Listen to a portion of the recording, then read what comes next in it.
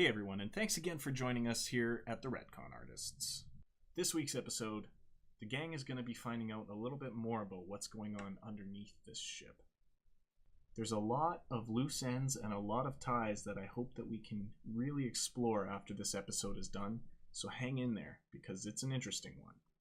Pay attention closely, and I promise you it will all pay off.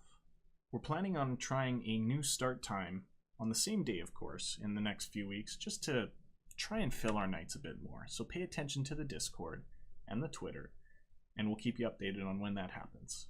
Thanks again for being here, everyone. Enjoy the episode, number 2 of the RMSS Catatonic.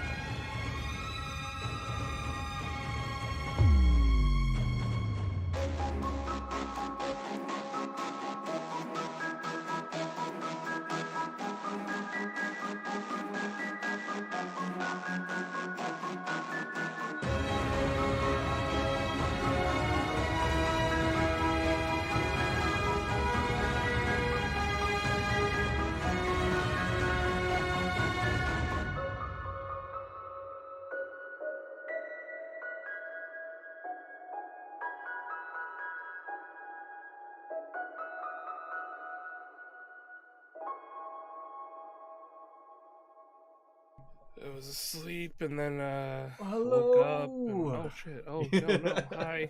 No, Hi. no, not ready yet. No. Alright, I need to adjust this camera. There we go. There we go. There we go. What are we doing? Josh has made it to the camera See, party. he knows who Pepe is. Plays Hey, MC. Plays a lot of WoW. Yeah. Who doesn't? Hi, everyone. Well, me, Yeah, me. actually, now. Yeah, a lot of people really. No. There's a handful of us. So, we are the Ret-Con-Artists. Hello, how are you?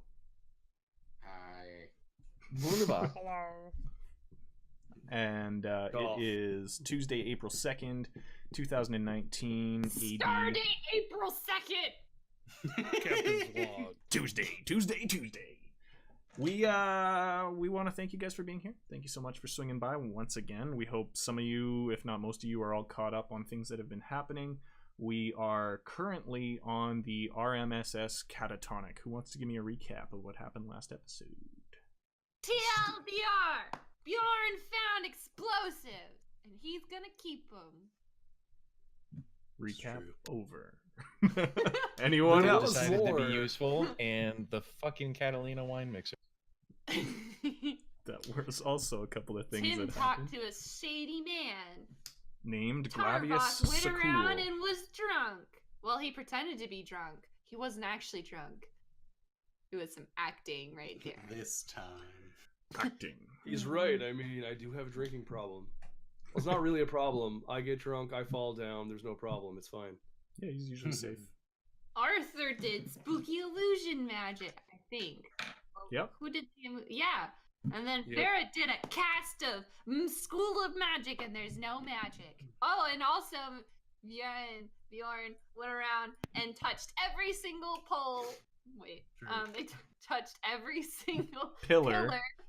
pillar in Column. the thing. And And we made sure there was no other C4. Mm. And there was not C4, much to my dismay. I guess we're just deciding that package you found is definitely C4. All right. I mean, Um, close enough. Yeah, so that's the basics Some of very all the plastic highlights, I explosive. suppose. Very plastic explosives. We had a situation where they were all put into their rooms on the ship. They met a bunch of different crew. They went to the opening night, listened to some rap about what their adventure would take them on over the Misty Moor. Was it? No, hold on, not Misty Moor. The High Moor. There we go. I'm thinking Fortnite, not Misty Mire or Moisty Mire. Get this Fortnite out of here. Sorry. Moist. And that it would take them over various cities and then across the sea and over Baldur's Gate and then back. So that is what we know about the trip. We know that there are plenty of guards on board. We know that there is a royal princess, a 6-year-old princess named Catalina Sevensil. Sorry, there we go. And who else did we meet? You guys met Lieutenant Jesus Tuchable, Clarence the Halfling, Spud and Luther Exo, the captain's sons, that seem to be a little bit switched off, but they're there for good reason, hopefully. Glavius Sakul, and I believe so far that's pretty much everyone other than some randoms that you've come across. So yeah. Last we left off, we were in the captain's quarters, and you all had a meeting where the captain brought everyone up to speed who was important on this, I guess, covert mission that you are all on of uncovering what the hell is going on or what might go on. And you showed the captain the explosives. He advised that it's probably wise just to toss them overboard when you can. And you agreed. I will instead put it in my bag. And Important. what else happened? That's about it. We just know that this is the first royal embarking of this vessel, this airship that you were on, with the 2 massive balloons and the propellers on the back, and it's pretty steampunk looking from the outside. It's pretty sweet. You also know that it's extremely expensive to ride on this ship. So that's basically all we know. So we are going to pick up, and I'll leave it to you guys. Do you want to pick up right at the end of the meeting, or do you want to pick up the next morning? Because I don't think a whole lot is going to happen, but if you feel like there's something you want to do during the night, I'm totally open for that. Don't tell me what's gonna happen. I want spoilers. I vote we actually leave it up to Tim. Out of everybody Someone in with this an situation, for the rest of us, I mean, we've all seen things certainly, but not in this vein. So I think Tarvok would turn to Tim if Tim is visible for once and simply ask. I don't remember it. I vaguely recall something about somebody trying to hit Tim toward the getting end slapped of Yeah. with a goo. That's right. So that did happen. Got hit with the base. No trouble. So that's my take on, well, Tarvok's take on it anyway. I mean, other than Bjorn being like, I'm not going to sleep, I'm going to take watch and like stomp around the ship, I don't really think there's not much he's going to be able to do either. Okay. Anyone else? I mean, how late is it? It's like At the end of your meeting, we'll say that the sun is down now for the most part. You can't really see anything outside the ship. There are a couple of large flame-driven spotlights on the front of the ship that you can kind of see ahead, but it's basically just clouds and horizon, a little bit not of very moonlight. late. Yeah, it's probably 9:30, 10 at night. Okay. I guess I'll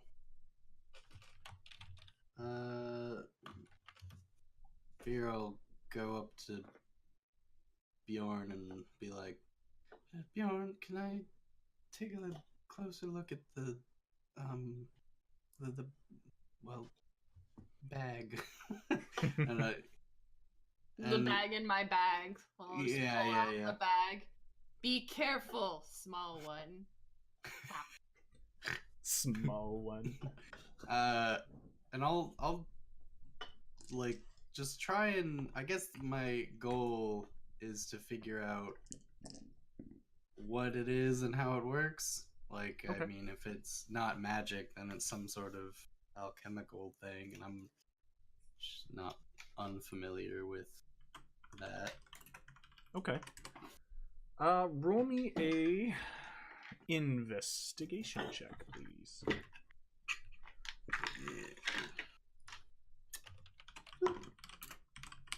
Ooh, well, a natural 18.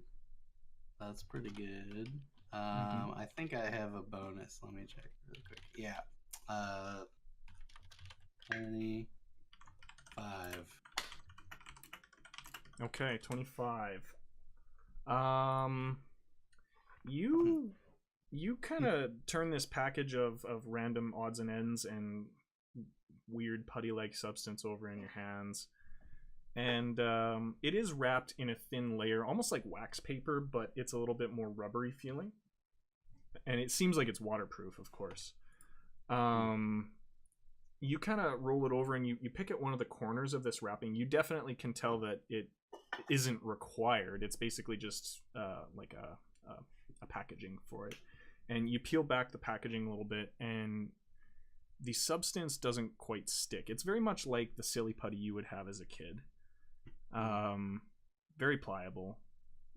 Probably could pick up words from a newspaper if you pressed down hard enough and left it for a bit.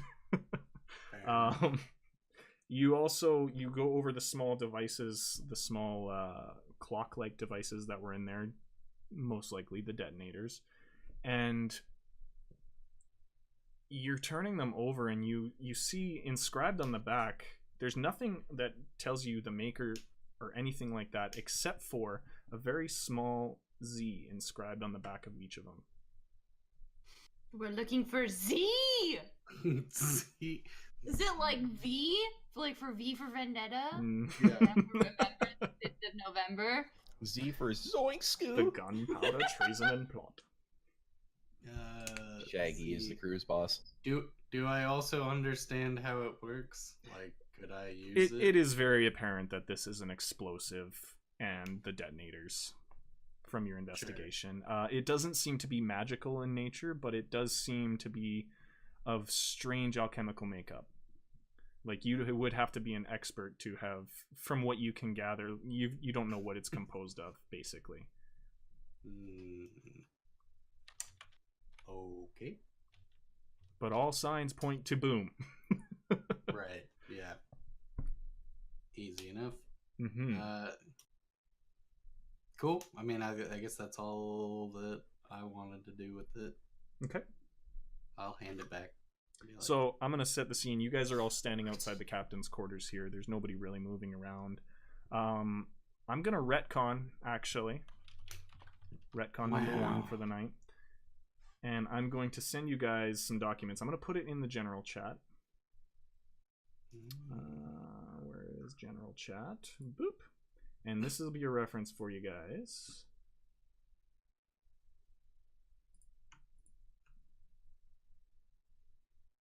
Make sure those are the right ones. Boom. There we go. Everyone go to the general chat if you're in our Discord. If not, we will put the links in chat right now. And I do need to update. I was about to be like, where are they? Can't find them. Okay. There we go. All right, so you guys, at the very end of your meeting with Captain Carmel Sharkhunter Exo, he gives you this, and he says, I've taken the liberty of grabbing one of my documents for the ship, and I've made some adjustments to tell you what things are, of course. Stand by 1 second here. I'll let our folks at home see if you are watching this. If not, don't worry, we'll still describe it. First off, Captain Exo decides to point out at the very top of the map that he hands you. You can tell that it's the main deck, like on your general brochure, but then you also have the lower deck and then the cargo hold. In the cargo hold, he's written a couple of things, including cargo pulley engines on either end of the ship, and then cargo doors. There's 2 sets of them that appear to be a trap door drawn in, so that when you land, they can move the cargo about, open up the trapdoors, and unload it all. Those engines are, as he explains to you, what drives the trapdoors underneath, and in the event of an emergency, if they ever need to gain more lift, they could simply activate one of those engines and drop the trapdoors, drop cargo, and take off higher into the sky. He then goes on to explain to you that the lower level, which includes the staff bunks, the staff lounge, a couple of shower and locker rooms, and the cold storage for the kitchen, as well as 2 engines and 2 tanks of pure hydrogen. He explains to you that this ship runs on hydrogen as well as methane. This is a bad. We're gonna die. They are both lift All gases. of those explode. They are both lift gases, and of course, with the 2 balloons above the ship, he explains that one of the balloons contains hydrogen and one of the balloons contains methane. The rear balloon contains the methane, the front balloon contains the hydrogen. This ship is the first system ever in the history of Faerun, basically, to employ a system that actually burns the hydrogen in the engines to provide thrust, and then use a system, an alchemical system built into the lines to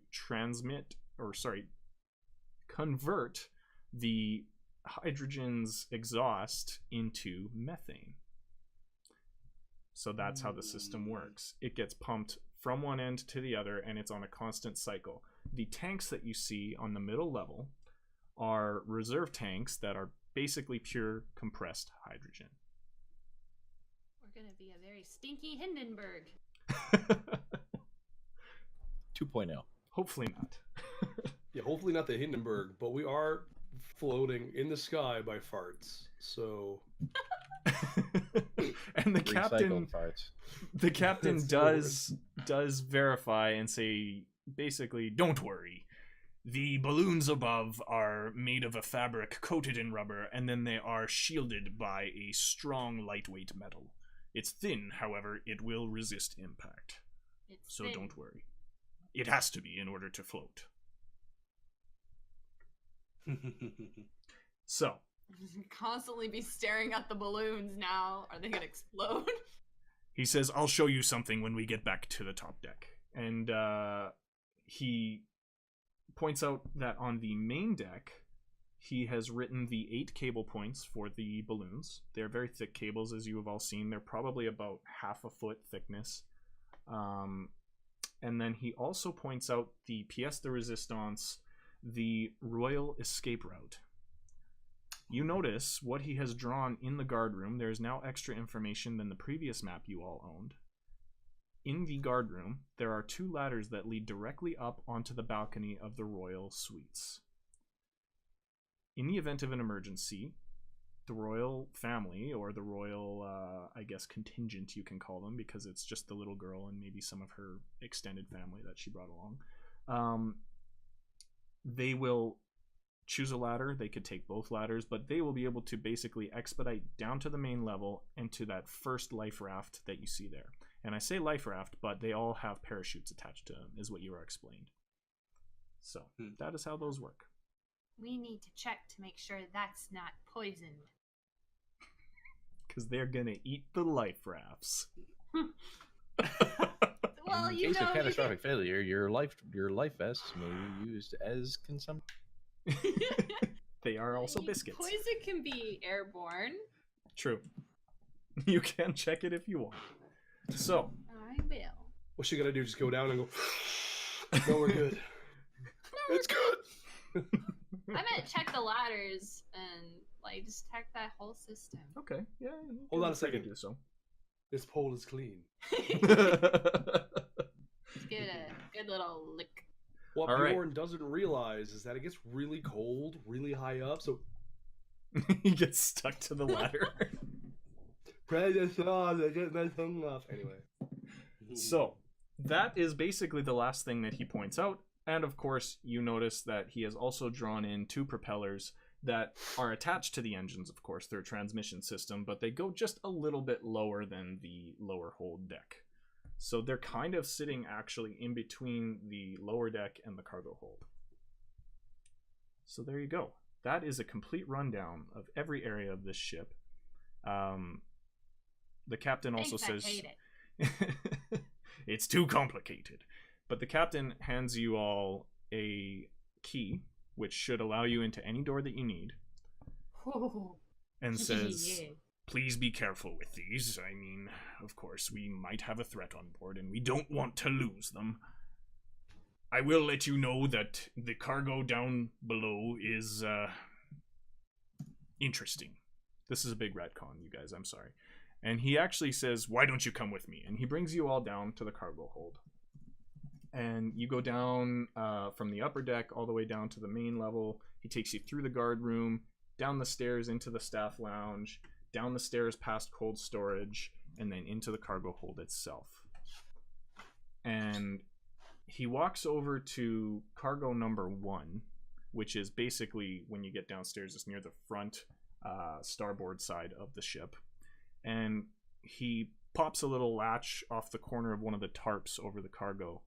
And when he lifts it, you see a flutter of feathers and claws and screeches louder than you've heard in a long time as a group of harpies in cages start slamming against the cage. Why? Yeah, why? I knew that there would be this reaction, and I have to apologize for leaving it until we took off. We decided to test out the cargo hold and the capabilities of how much extra lift we can produce by dropping things into the ocean. There was a chance for profit, and of course, Erebor has been plagued by some creatures as of late, and we've rounded some up, and we're going to dispose of them once we're over the ocean. In a safe way. So, just to interrupt you for a Wait, second. this, I mean, can we kill them first? yeah, we've all ended the lives of some monsters and demons in the run of a time, but this just seems kind of cruel. It's very cruel. Let me kill them. I'm okay with it. I don't know if I would feel very comfortable with that. I'll have my men take care of it if you have a problem with it. Good. Yes. And he puts the latch of the tarp back down. He says, anyways, again, I know it's a bit extreme, but it is what it is. Why did you have to show us this, though? That's why I'm not... So you wouldn't be surprised in your spelunking and your sleuthing, as I imagine you will do with all of your keys. So I just didn't want you to be caught off guard. Or injured, of course. All of us have, like, a key? Yep. All of us? Yep. Okay, because I was going to hand my key to Tim. Find stuff, Tim. Well, I guess we appreciate the fact that we weren't blindsided by the fact you've got caged harpies just at the bottom of your ship, but it's not very wise. Have you ever encountered a harpy out in the wild? Yes, I have in my past pirating. Similar ones, of course. Just off the top of my head, then, you know what'll happen if they somehow get out, right? He slaps the heavy canvas tarp over top of all the cages, and he says, I wouldn't worry about that. These are very, very slice-proof. This baby will hold so many harpies. Yeah. Thank you. I didn't even think of that. How many are... So many. So many. And he says, listen, there is a reason for this. We will likely take care of it before we drop them. However, we also wanted to test the capabilities of moving cargo within the ship in case we need to transport moving livestock in the future. So, you want to move dragons in your ship? if it's possible, I would, but I think that's a bit extreme, don't you? Maybe a wyvern or something. There's no wyverns on board. You can sleep easy. Guess I'm gonna go kill a wyvern then. As long as you've got someone watching down here at all times, I mean, I've got nothing against it if you say it's fine. There so you is brought harpies onto a ship where you know there's a terrorist plot happening, and you didn't think for a moment that maybe they might want to use these danger women to kill people Well, or cause mass havoc to carry out their terrorist plot. I will reassure you once again, underneath this cargo net that we have here, this tarp, the cages are also extremely strong, so I don't think anybody's going to be able to open them ever. They're basically welded shut for when we drop them. I cast knock. Yeah, they all just fly open, harpies everywhere. There's no lock.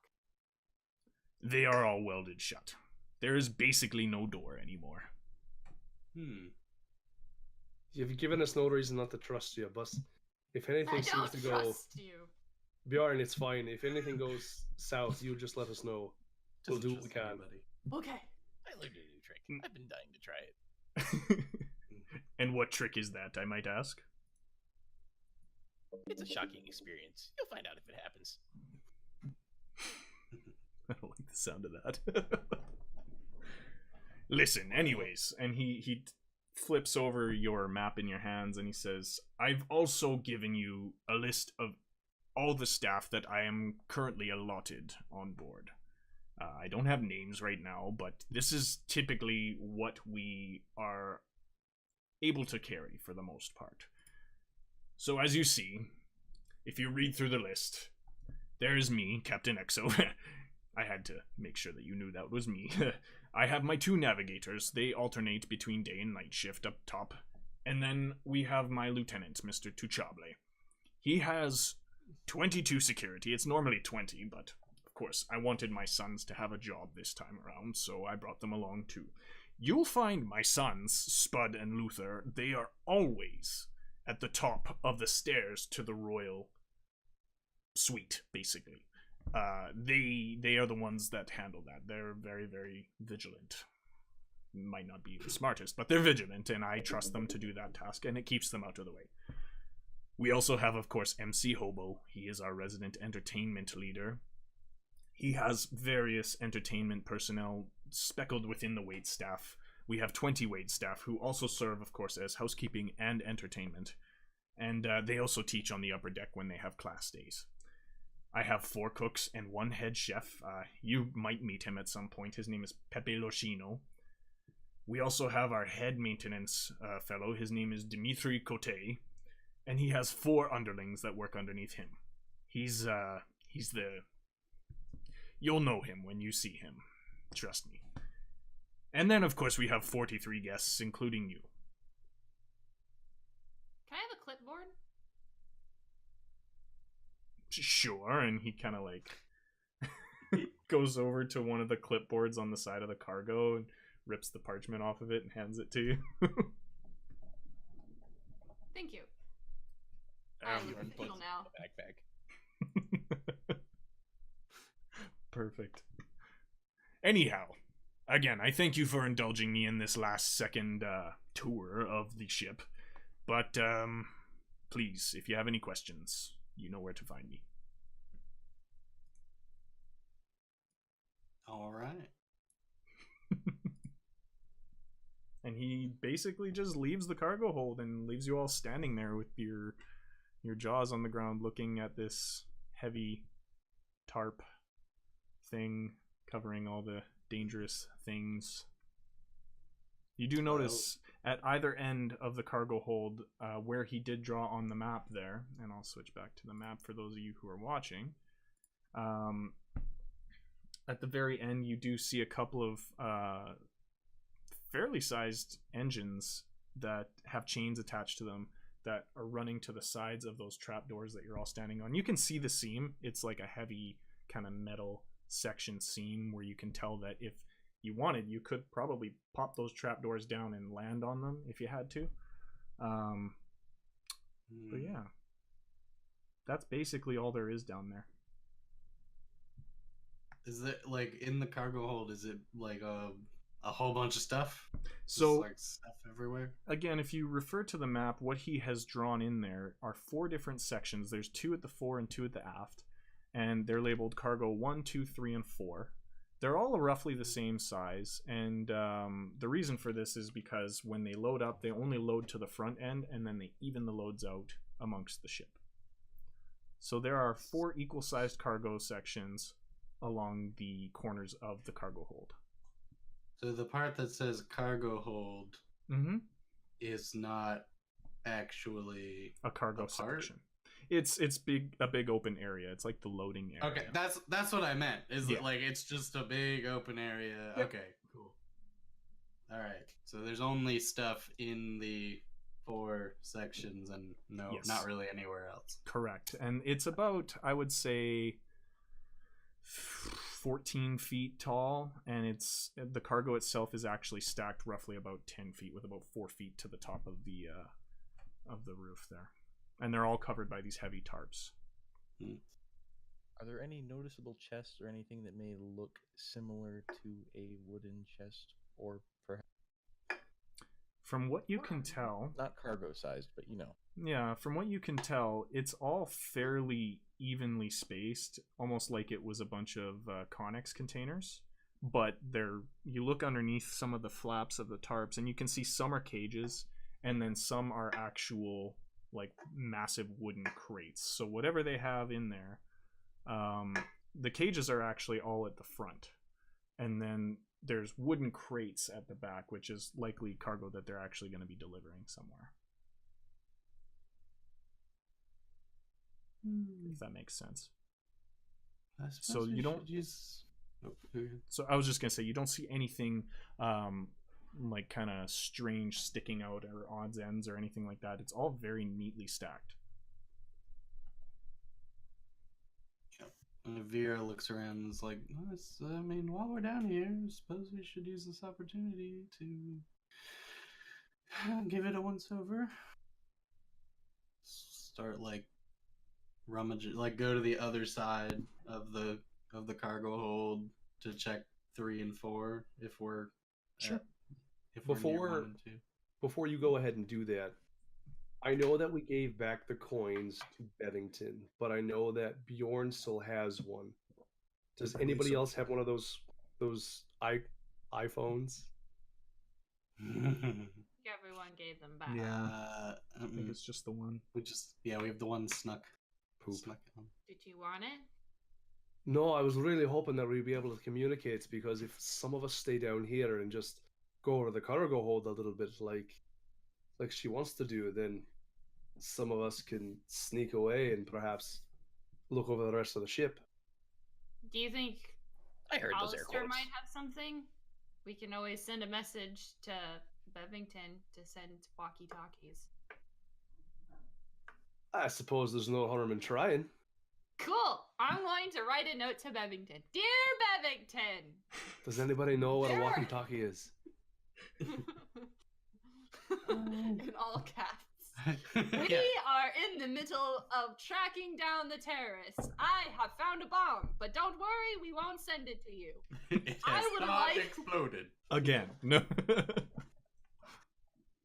I wish to request instruments of communication back and forth between 2 groups, or maybe more, similar to your iCoins. Bevington sends 4 ham radios. Do you want am or fum? All right. I hope your day is going great. Is Mason okay? Goodbye. Yelling this as you're writing it on the clipboard. Yeah. It's a beautifully written note you're sending, Bevington. All right. Does anybody want to get Bjorn hooked on phonics? Anyone? I've heard reading Rainbow is great. Thor can cast rainbows. I shall do reading rainbow. Oh Lord. All right, so I you sent that to Bevington. you send your God, note to flying high in Bevington. the sky too. Oh, we no. could have a rating rainbow. You could take a look. You could read a book. It's reading rainbow. Sorry, I'll be good. That's fine. So you send your note off to Bevington. You close your little transport sphere. You open it up again, and the note is gone. It seems that he's probably back to his usual, checking it every once in a while, not all the time. And yeah, you're all downstairs in the cargo hold. What I know, Vera mentioned that she wanted to give it a once over. What do you guys want to do? Everyone Probably may be follow. looking for suspicious things. Tim's looking for valuable things. It wouldn't All right. be Tim if he wasn't looking for valuables. He has to pay for everything. Tarvok's actually going to be spent taking a lot of page money. You from did. Tim's book, actually, Okay. and be a little underhanded this time. Ooh. So while he's looking for something to help our cause, if something looks valuable, Tarvok will have to decide whether or not he's going to go down that road. All Tim's right. just trying to make up for losses. Yeah, he had to pay like what, 250. 250? Yeah. Nobody knows that, but yeah, he shelled out quite a bit. Yeah, Tim has to pay for the adventure. He's the sugar daddy of the group. These tickets weren't cheap. All right. Tim's just the overworked father right So now. let's do this then. Tarvok and Vera and Tim, pick a cargo section that you all each want to check. So far, and then if anyone else Picking wants number to. 3, my lord. I'll Number go 3. for- Number 3. I'll go two. Okay. And anyone else want to check one? 'cause it's- Mind it's you, I one did. with- I will tell you that one is number the one, with the it is the harpies, one though, with the right? harpies that you noticed. Okay, yeah. Yes. I will check number 1 so Okay. I can be sad about harpies. Just smacks the container with the hammer to annoy him, like scratching the glass. Just running it along the bars. Ding ding ding ding ding ding. All right. So you all check your designated sections, we'll say. Arthur, what are you doing in the meantime? Arthur left and went up the stairs. He is actually kind of leaning against the wall in the hallway, like above the cargo hold that would lead down. Mm-hmm. And he's just trying to keep track of who's walking around down there, or who looks like they might be going down to the cargo hold, Okay. and who maybe walked down there then suddenly decide to turn around and leave upon seeing him, kind of thing. So Okay. he's just kind of keeping note of who walks through that area. So Sure. you're a guard. I mean, Arthur isn't much of a He's a lookout. attack dog or anything, but Posted on yeah, the I guess wall. he's holding kind it of up. on guard. He's our attack flute. Yeah, I mean, he might yell like, "Hey, there's someone coming down who shouldn't be," like as they Look come out. down. But Subtle. And then they look at you, and you're just like, "Oh, don't mind me." oh no, just go ahead. That's fine. That's fine. All right. So you're standing in one of the upper stairwell areas in the hallway. Are you on the starboard or the port side? He's kind of walking back and forth, I guess. Okay. So you're just So kind of he walking spends a few around the cold minutes- storage area, right? Yeah, basically, he's just kind of like walking to one side, and he just kind of goes to the other side, and plays with his crown for a little bit, and Okay. Cool. All right. So we'll start with Cargo 1. Bjorn, you walk up to Cargo 1 and undo the same latch that Captain Exo had undone. And again, the harpies start going crazy and screeching. And it's a wonder that nobody can really hear it above. You notice and you go through all of the different cages and you count a total of 8 harpies in there. This is a flock of harpies. All of adult size. It is a flock of harpies, and they are all separated in their own individual cages. Well, So at they're- least there's some humanity in these heathens. Right, and there is, you know what, there isn't, like, it's not a torture chamber. There is a little bit of bedding and a little bit of, like, rotten meat that they're probably eating, sitting in the corner of each cage. So, it seems like they do definitely want to keep them alive until, drop time. Yeah. That's what you see. Basically just a bunch of harpies in very tall cages. Who's at cargo number 2? All right, Tarvok. You lift your hatch, and you have a very different sight. The cages have a very different bar system on them. It's more of like a chain link fence, but thicker. And you can tell that they're all welded shut as well. There's 6 of them in total. They're a little bit longer. And they each contain 6 ghouls, from what you can tell. He never mentioned ghouls, but that is what is in there. They are very, very grotesque, quadrupedal-looking, almost zombie-like creatures, but they are very, very large. They are quite large. They're probably about 8 feet long each, and they kind of crawl around on all fours a little bit, and they start gnashing at the cage when they see you open it up.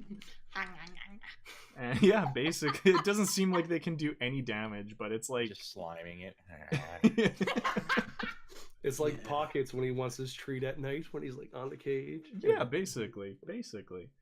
And they're all chewing at the bars, and they can't seem to do any damage to it, luckily. Right. From what you can tell, it does seem like they're on lockdown. Okay, so can I make a quick investigation check around to see if anything besides these ghouls are in here? Anything that could be of use? Anything that may be able to use to put them down? Because This if is this cool. is they're ghouls, they need to go. We're still after the original, we'll say party, correct? So I have no gear. I'm still dressed in a suit, right? Yeah, basically. Okay, so I want to see if there's anything sure. that the staff that would have been using to help keep them at bay. I think Bjorn's the only one who stayed in his original clothing and brought his weapons. Yeah, everyone else is basically in their leisure suit. Well, I say But a leisure suit, hammer's but not going to mean, help. I'm There's fine. 3 other people that are fairly lethal without weapons. Yeah. It's true. Y'all are pretty magical. Just got So- slimes. You I do do have a notice. small crossbow. Do you want to borrow my crossbow? Well, I'm not in the room with you, Oh yeah. but I mean, I rolled. Yeah, a nat 20 you for actually are. investigation. You're all in a very large open area. Oh. Those boxes that I labeled the cargo holds are actually just designated landing areas for the cargo. So All you right, you are well- all within eye and earshot of each other. Actually, Well, he rolled a 20, so let's see what that did. what were you Yeah, rolling a 20 on? Sorry, your It was an investigation. investigation check Okay. in this general area to see if there was anything useful for keeping these ghouls at bay. Okay. Or just something of use for this area, because obviously they're not just going to leave undead freaks lying around with no way to subdue them. Right. Okay. As you do your investigation, you notice that there are some almost like dog catchers poles with the loops on them, leaning up against the wall on the very fore part of the cargo hold, kind of close to where that engine is. And then next to those, there's a few long spike poles, basically, with a small hook on them, just in case things get a little rough. Could be deadly if you used it properly. Other than that, there's just a couple of barrels of what smells like rotten meat on either side of these cargo 1 and 2 areas. Okay, so I want to grab the spiked poles. Mm-hmm. So, I mean, I assume that I'm just going to gather as many as I can and just, like a kid carrying a giant teddy bear. Okay. And I want to backtrack quickly, but not like run. Just kind of like a speed walk, I guess. Okay. You managed to grab 5 of them, we'll say. Yeah, just to go back to the group. Okay. Who will I see first, I guess?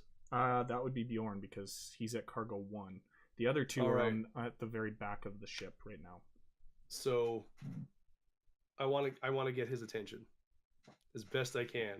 So it's My just attention is got. Yeah. So I just want to. Tarvok's going to relay the information back to Bjorn Mm-hmm.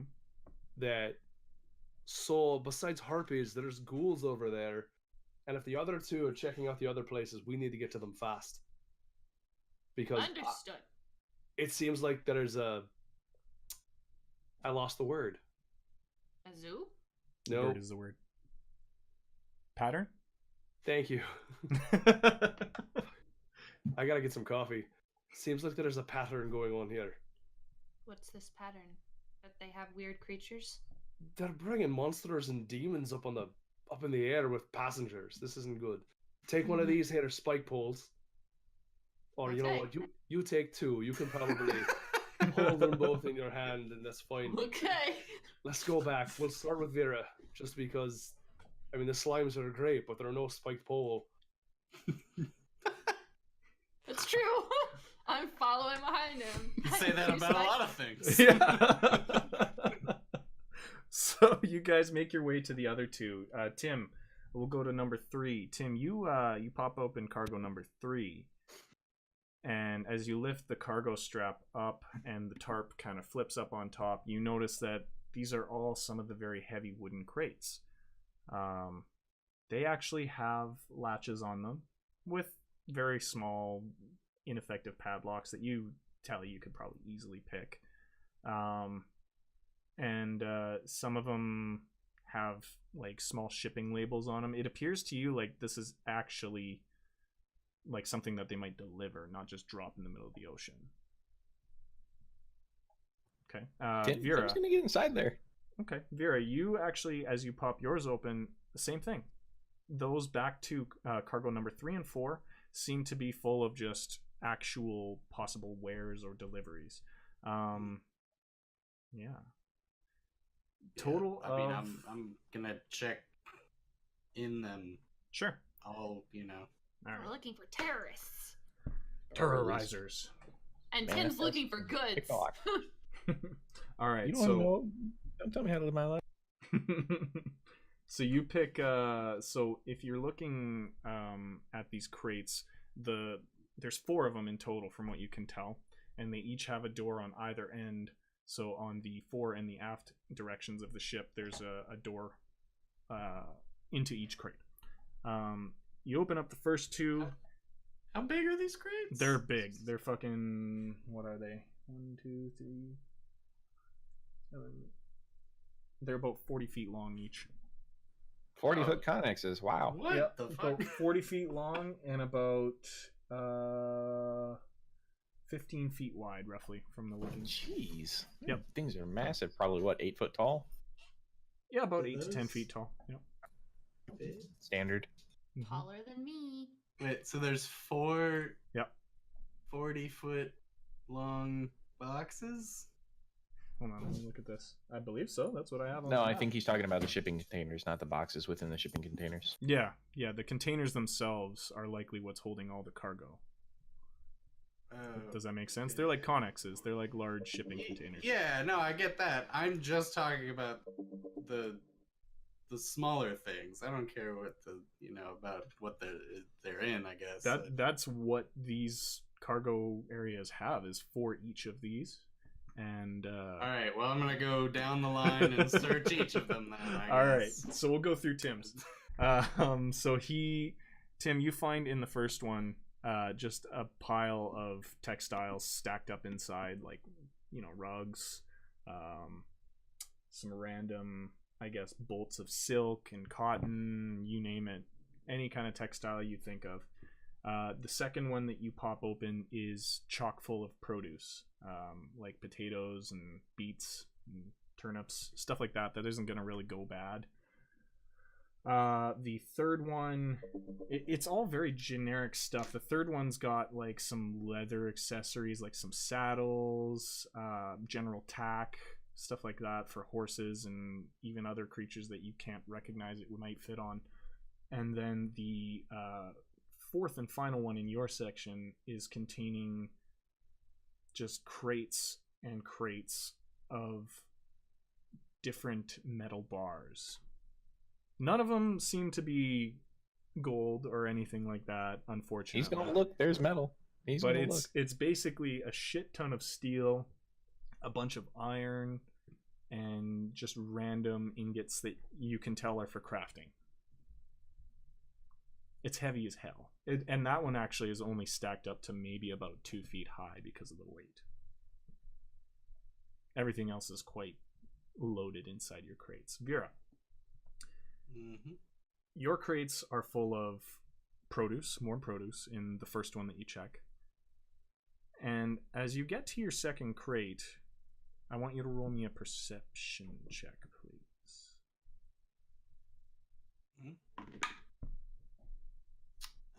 16. 16. Okay, so it's the one that you're checking is the one closest to the stairs. And you feel something off about this crate. You can't explain it whatsoever. But it really... It almost feels like you should be seeing something. That's all I can describe it as. It's a strange feeling of like there's something there, but it isn't. You don't hear anything.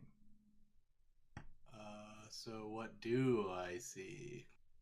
The crate, but I'm just telling you that you perceive that there is something there that you cannot see. So I haven't opened the crate yet. Not yet. Okay. But I feel a presence or something like That's that. basically the best way I can describe it. Okay. I guess I'll sit down and start cast. Actually, you know what? I'll burn one of my spells to immediately cast detect magic. Okay. So That one less than 6 seconds later. 6 aeons later. No.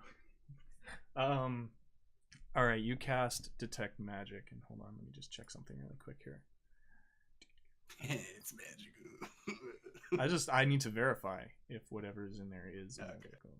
Fair enough. Yeah, perceive hard. Perceive better. Yeah, I'll just. You cast detect magic, and you're not actually really getting anything. There is a small faint presence, but from what you can tell, it seems to be similar to the presence that's on your guys' magical items. It's nothing big. School? 1 second here. Let me just see what they have. I'm being different. You know, it's fine.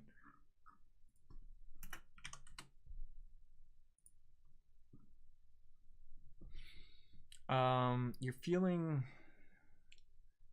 a little bit of abjuration Mm-hmm. and a little bit of evocation. Okay.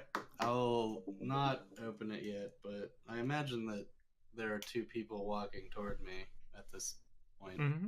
Yeah, I think that you guys are all pretty well through with your other cargo checks. Tim, you're probably still kind of looking for something of value in that last one. But I'll be like looking at the big old storage container, holding flu in my hand and trying to focus. So Okay. All right. Anyone? Have we reached Vera yet? You're all within ear and eye it's shot not of that, each other. yeah, it's not that far away. Yeah. Vera. I know, We have but pokey sticks. I'm very clearly trying to be as quiet yet quick as possible. Mm. Oops. So, Oops. Okay. Yeah, So, I'd yeah, say you guys are all together now. Okay. all right. Okay. Oh, yes. So, besides the harpies that we were shown, I found ghouls in my area. Mm. Yeah, that's not good. I can do This destroy place undead. is weird. I think you're putting it lightly. Anyway, here, please take one of these very pointy sticks that we found. I have 2 of them. Fear's like, I know it seems weird, but good with sticks. I don't think you have to be too good. Trust me, just plant your feet firmly, put it in forward like a thrusting position, and if one of those things comes, just stab it in the face as much as you can. Okay. She Vera will take it and put it forward as she's like tries to do the stance, and it's so heavy in her arms. Like she's like. Maybe you could figure out a way to. I'll go over to her Use and the I'll lift up slimes a the little tip bit. for her. I'll lift it up. so she can hold it. Like teaching someone how to play pool or something. Yeah. Yeah, but I'll lift it like with one finger. I'm like, like this. Nah, they do have a bit of weight to them, but if you could incorporate your slimy little friends there, you might be able to do something fun with it. But It's just fair enough. kind of be safe, even if you have to drag it across. Just the kind floor, of like you know? I'll just like holster it on my shoulder. Nice. Have the slimes like help me a little bit. Cool. All right. So you're oh, all. I explain the like here. There's something weird about this box. There's something in it. There's I will magic. look at it. Okay, both of you give me another perception check. While you guys are doing that, hold on to your numbers. I'm going to go up to Arthur for a second. You've been pacing around up there. You haven't heard anything from the group for a while. You've seen some staff kind of back and forth. You've seen some what appears to be maintenance guys in coveralls just kind of up and down the hallways, tools on their belts, and who appears to be the, I guess, head maintenance guy kind of barking orders at them a little bit. And when I say barking, I mean meowing. You see a quite tall tabaxi male. He's gray in fur color, and for those of you who might not know, tabaxi is basically a type of panther person. And he's just kind of back and forth telling people to go and make sure certain things are running and whatnot. And he sees you standing there. And he... Khajiit has wares if you have coin. I was waiting for that. And he walks up to you, Arthur, and he says, hello, my friend. Can I help? Are you lost? Can I help you find way back up? Oh, hello. No, I'm all set, thanks. Arthur just kind of leans against the wall and kind of looks down the hallway, and he gives you a once over. He says, Are you guest or are you staff? Yes. Arthur looks at him, and he just kind of, well, just doing my part. Are you in charge of everyone here? I am in charge of the people who are doing the repairs and people who are keeping ship running. I hope that this is not a, I guess, bad experience for you down here. I think you should probably stay above deck if I were you. There could be accidents that happen down here. What kind? You never know. Machinery can break down any second and things can stab through people by accident, and I've lost people in the past to that, so I would not want that to happen to you. That is fascinating. Actually, could you show me where those things happened? Can I please see your boarding pass, sir? I know I'm not security, but I do want to verify that you are where you should be. Well, that is not very perceptive of you, then, being in charge of all these people. We clearly were walked down here by the captain himself. Did you not notice us? I've been in the engine room, or the engine area back there. I've been working, so if the captain walked you down here, I apologize. Oh, no worries. It's quite odd to see a tiefling in a suit, or most of a suit, standing in a hallway. Yes, and it's probably also quite odd to see Tabaxi with a waist full of tools. My apologies. I am very protective of this vessel. It's only second trip we've ever made, and I think that sometimes I get a little ahead of myself. Please, well, accept let me my ask apology. you? No need for apologies. After all, I'm in just as an awkward of a position as you are, it seems. Do you have guards down here that often post up, protecting what's below? I've been standing here for quite a while at this point, and to be honest with you, I haven't seen anybody. I believe that the guards come around every couple of hours just to check everything. I know that there is some unusual cargo down below. It's Very. Yes, I don't know if the captain showed you, but we need to make sure that things are secure down there. So they actually have, probably shouldn't tell you this, a route that they basically follow throughout the ship and down into the cargo hold and then back. They do it about every 2 hours or so. Do you happen to have a manifest? Of the cargo? Well, everything below us, yes. There should be manifests posted on each stack. Oh, but that's a lot of walking to gather them on. I would hate to take your only copy. Do you happen to have another one? I am a maintenance man, not a cargo man. Unfortunately, I do Fair not. enough. You would probably want to talk to Captain Exo about that. Yes, a question I did not think of when we were down here earlier. I am in the mood for games. Is there a place that the crew meets around here somewhere? Yes. Maybe for some. And Arthur mentions like some game that like a crew might be playing. Well, many of the crew like to play cards and some gambling down in the lounge right before the barracks. I say barracks, sorry. Old habits. Right before the bunkhouse. And oftentimes, though, they just like to go up top and go for a swim every now and then. Otherwise, we just generally like to enjoy all the entertainment on the ship as we go. But yes, we do occasionally play cards and whatnot. I'm quite skilled at pulling in extra money. I wouldn't play against me. I bet you are quite the sneaky one. That's I imagine you guys, your kind rather, is quite sly. And what is that supposed to mean, Mr. Crownhead?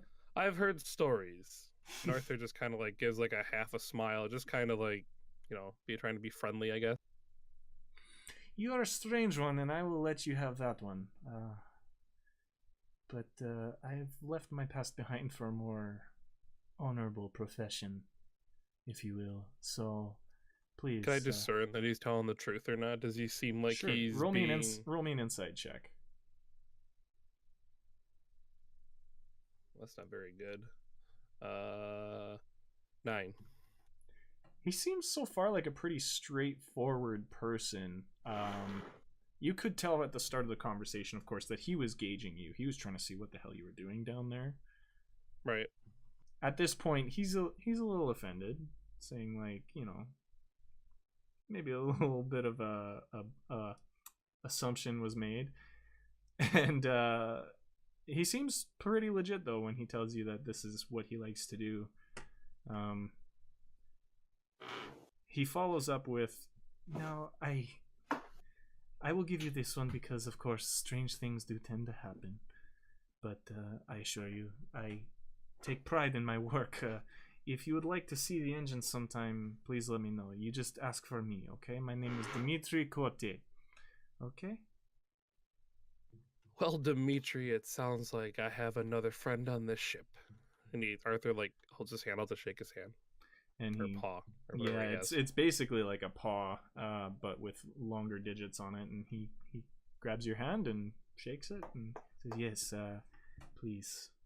If you have any questions, I am always around, and I always keep my ear to the ground." And with like a slight purr, he turns around and goes back to the engine room.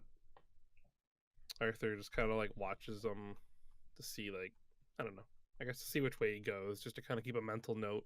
Mm-hmm. And then he just kind of goes back to his usual, say, hang out in a corner and go to the other corner and just kind of walk around. Mm-hmm. Perfect. All right. So we're going to cut back downstairs to the group of you that are standing in front of the container in cargo area 4. Tim, what are you doing at this point? Well, if Tim hasn't found anything, he's probably just going to give up and walk out very discouraged. Okay, hold on one second.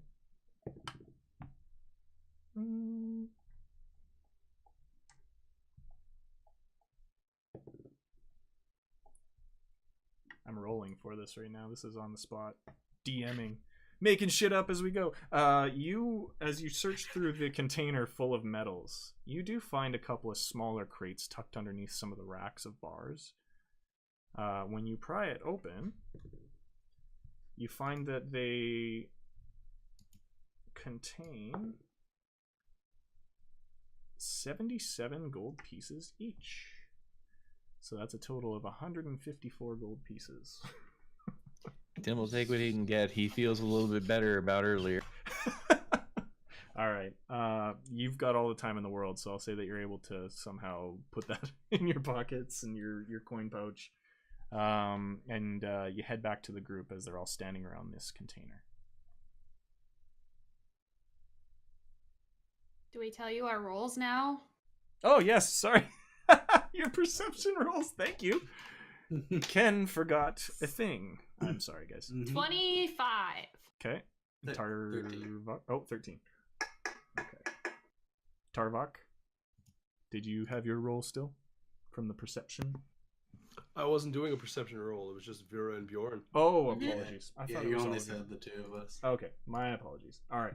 You 13 and 25. All right. Vera, you're still getting the same feeling. Bjorn, you pick up the same strange feeling that something's there, it just isn't. And you also notice that you can basically hear this strange whining coming from, it almost sounds like all around you, and you assume it's the engine for sure. It's just like this strange low drone that you now realize has kind of been there the entire time you guys have been on the ship since it started up. You don't remember exactly when you noticed it the first time, but it's almost like tinnitus, if you will. Mm-hmm. And anytime you guys have felt a shudder, you've noticed it amplify a little bit. Mm-hmm. So, for detect magic, mm-hmm. I see an aura around whatever is magic. Mm-hmm. Okay. So and you can see it what through any kind of wall substance, stuff like that, or yeah, or do I you mean, have to like see the item directly? If I sense magic in this way, I can use my action to see a faint aura around any visible creature or object. So I know the direction. Mm-hmm. But it isn't It can be visible blocked. to you. Yeah. it can be blocked, but I'm sensing it. Is what Yes. I mean. Yeah. So You're sensing it, but you can't see the aura yet because whatever it is you're sensing is inside the container and not visible. Can Is I that- open the container? yeah, I thought we had already opened the container. I'm sorry. No, not yet. You Well, said you I'm sat down in opening front. it. Yeah. Okay. I was just gonna stick the box in. I'm gonna stick the box in my bag All right. How are you opening it? with a hammer. Okay. You smash the lock on I the don't- container. Okay. I'm not gonna make you roll for that because it's a stationary lock. You smash the lock on the container and the door swings open, and you hear it's totally dark in there and covered in blood on the inside. It's blood. And in the very back, you see a couple of figures huddled in the corner. 2 figures. But Wait, a box no, figures. Like in the box? humanoid figures inside this massive crate. Oh, in the crate. I for Mhm. some reason thought it was a small box, so I was No, looking. no. This is one of the big, large 4 crates that are in the cargo hold areas. Tarvog, you better be ready with your pointy stick. I'm always ready with my pointed stick. I still have 2 though. We had 5. I figured we'd run into Tim by now so I can give him one. But I guess You're dual wielding like me. and Tarvok just kind of chokes up on them and puts them underneath his arms. Okay. And they just Who speaks Elvish? like, just in the air. Wah, wah. I am an elf. Okay. All right. So Tarvok's got his punching machine loaded up. Yes, I do. Hole let punching me see if machine. I don't think I can cast light, but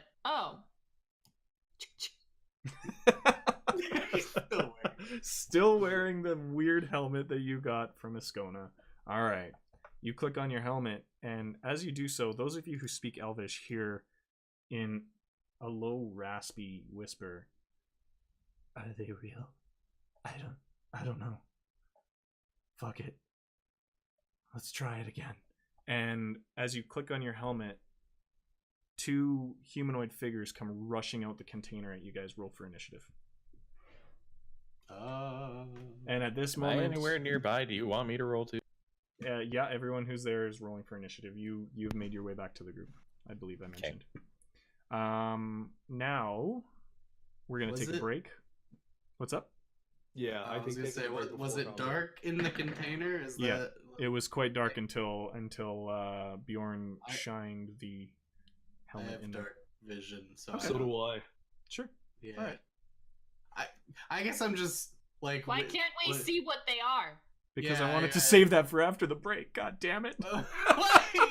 That's not how this works. Okay. No, it's not. It is today. You see two elven males dressed in very dark leather armor, Oh, see, Holding- there you go. That's fine. holding short swords covered in blood as they come rushing out of the container. Sweet. Roll for initiative. Now that's a cliffhanger. All right. I like for some reason I was imagining like these two like fucking disheveled like dudes who were locked in a crate like Yeah, not gonna lie, so was I. I was totally pictured two half-naked old men with like beards all the way down. kinda like, you would picture that. like, It's All just right. two dudes who look like Gollum, like huddled for warmth. yeah, a hunchback. They're they like, made "Nope." a shiv out of stale bread. I mean, I could retcon that.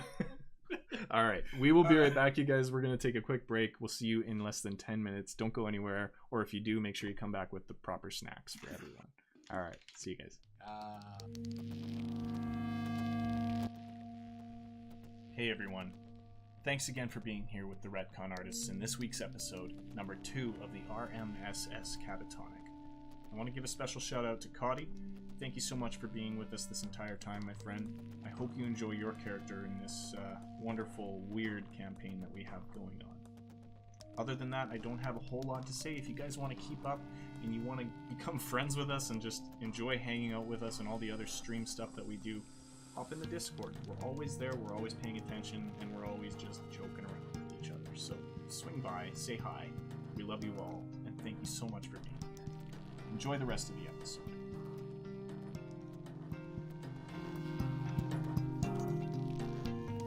We are back. Hello. Good attempt. Yeah, I can't make that noise right now. So we are back from the break. We want to again thank you guys all for being here. If you have any questions or if you want to hang out with us otherwise, just hop into the Discord. The links are all throughout the chat here.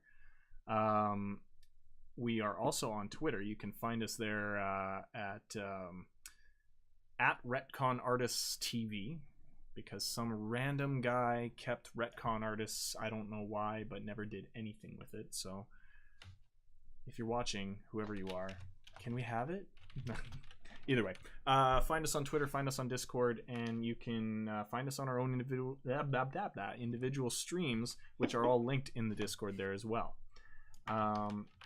Thank you guys so much for coming in here. I don't know if there's anything I really want to say after this intermission. Is there anything you guys want to update the fans on? Again, I mean, TM. you go first. You go first. That was it. Soon TM? Coming from Mr. I don't know if we can Melendrox. trademark that, but okay. Like always, the only thing I'm ever going to say is that Ken and I will most likely be drinking and gaming on the weekend. Gotta figure out what. It looks like it's leaning towards DMC5. I kind of want to play some Borderlands because I'm a sucker for the franchise. Because But, Borderlands 3 hype. Oh, so hype. Anyway, but we'll figure it out. We'll figure it out. All right. Anyone else? Shameless plug time. Shameless plugs. On a side note, if you're talking Borderlands on the weekend, I think unless you're going to play it on console, if you're going to play it on console. That will Well, likely be that's the case. Kind of all I own. My PC is technically a potato. Yeah. Sorry, bruh. Give it time. Give it time. Couple of months. I'll have a nice, crisp PC where Crispies. we can all jump together and do the things. Yeah. Until then, I own Peasant. every console. I might as well use them. Yeah, true. All right. Nothing else that I think I really want to update now. Look forward to more things in the channel. We're going to be adding some commands that you guys can play around with in the chat while you're watching live, which I think is going to be a lot of fun. Maybe working on a different layout. Yeah, stuff like that. We'll see. nothing too crazy. Josh is actually working on a project that some of you might have seen in the Discord under the section Extra Game. Is it pronounced Nausim? Yeah. That's So- fine. So Josh is looking to run some one-shots in the future. It's still a work in progress while he lays down all the ground rules and whatnot, but we want to bring some of our Slow. regulars in and have some of you guys in and apply to play some one-shots with some of us every now and then. We might pop in and out ourselves, of course, as well, being that we are all Ret-Con-Artists. And so far it's looking pretty cool. I encourage you guys to go into the Discord and check out the sweet bug fighting mech story that he has started to lay out for you guys. Pretty excited. Yeah. Is there anything you want to mention about that before we get back into the other stuff? I'm working on it, and I hope to maybe do something at the end of the month or so. I'm not totally sure, or well, I guess it's sort of the beginning of this month, so maybe like 3-4 weeks. Cool. Then get something started so we can have a direction. But it is very mission based. Very one-shot based, yeah. Yeah. Cool. So there will be like the setup will be like, here's what you're gonna do. Here's the tools you have. Now we're gonna basically have a combat or whatever, and that'll be almost the whole thing. And you will likely die. Yeah. Cool. Several people will die every time. Awesome. Guarantee it. All right. Well, last we left off, you guys cracked open that container. 2 elven men dressed in black leather armor came rushing out at you with swords drawn. It wasn't a surprise attack, thankfully, because you guys were fairly prepared. Assassins. Assassin's Creed.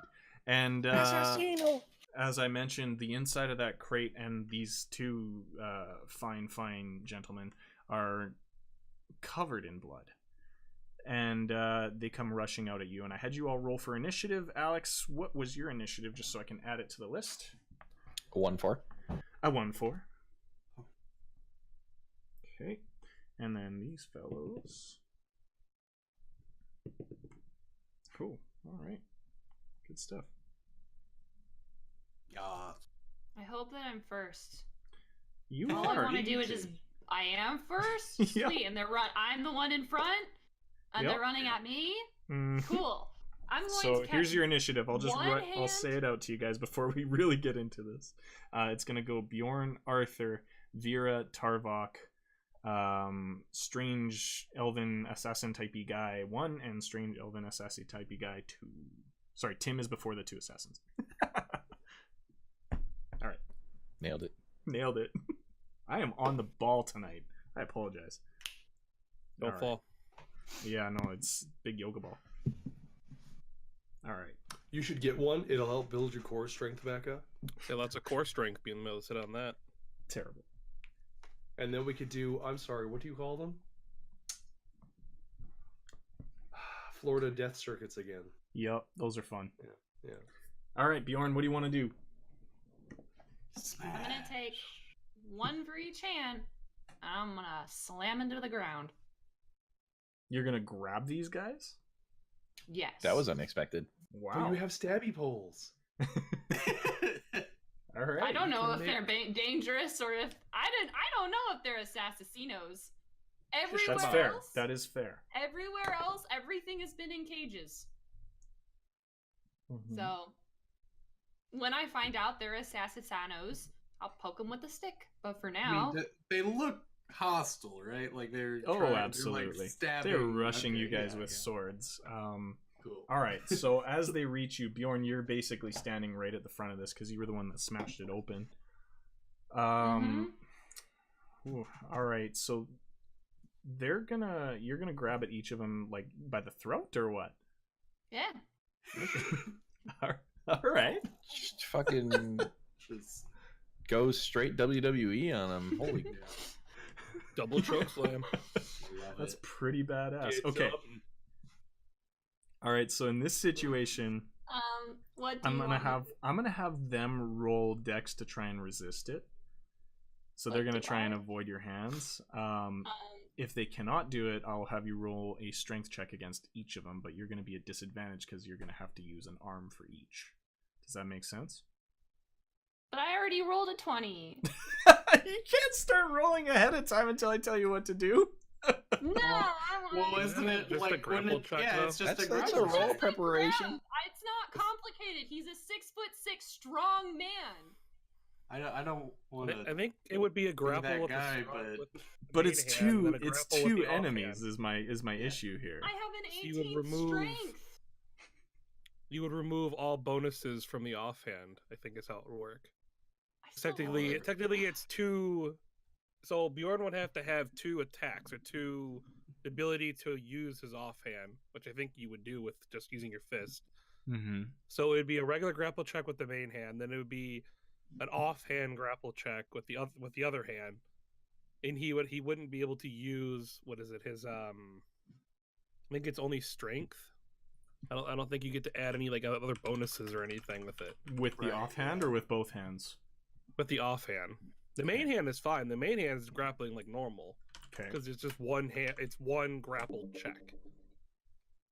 But the offhand is the one where I'm not sure exactly how that would Yeah, work. But I I know mean, you can still it's- do it. I think technically you're not allowed to grapple 2 creatures at once. And that's kind of where No? I was Okay. trying to spill that in there with the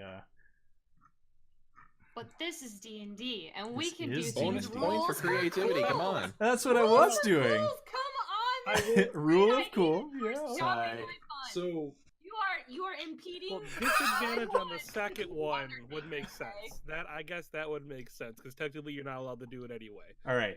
Here's So what I'll that do. would make sense. But I'll meet you in the You're middle. gonna make me do some stupid, complicated thing. I'm going to just poke him with my sticks. Nope. No, I'll meet you in the middle. You automatically grab both of them because you are standing in front of this container and there's basically nowhere for them to go except Get him. towards you. But yes, I will make you grapple check against these guys, but your left hand one is going to be a disadvantage. Well, I rolled 120, so you go ahead and take that and stuff it where you can't see it. Okay, we'll call that your right hand. She's pissed. I'm so mad right One-sided now. die Don't become be. lodged in My your my fun has died. Don't. No. Oh my God. Fun is good. Well, I'm so glad that I rolled 20 anyway. Did you? 16 plus 4 Okay. with Nice. disadvantage. I would Damn. have had a 19 plus 4. see, we were never worried. Yeah. All right, and you Yeah. want to slam them down into the ground. Okay. All right, let me check their strength here.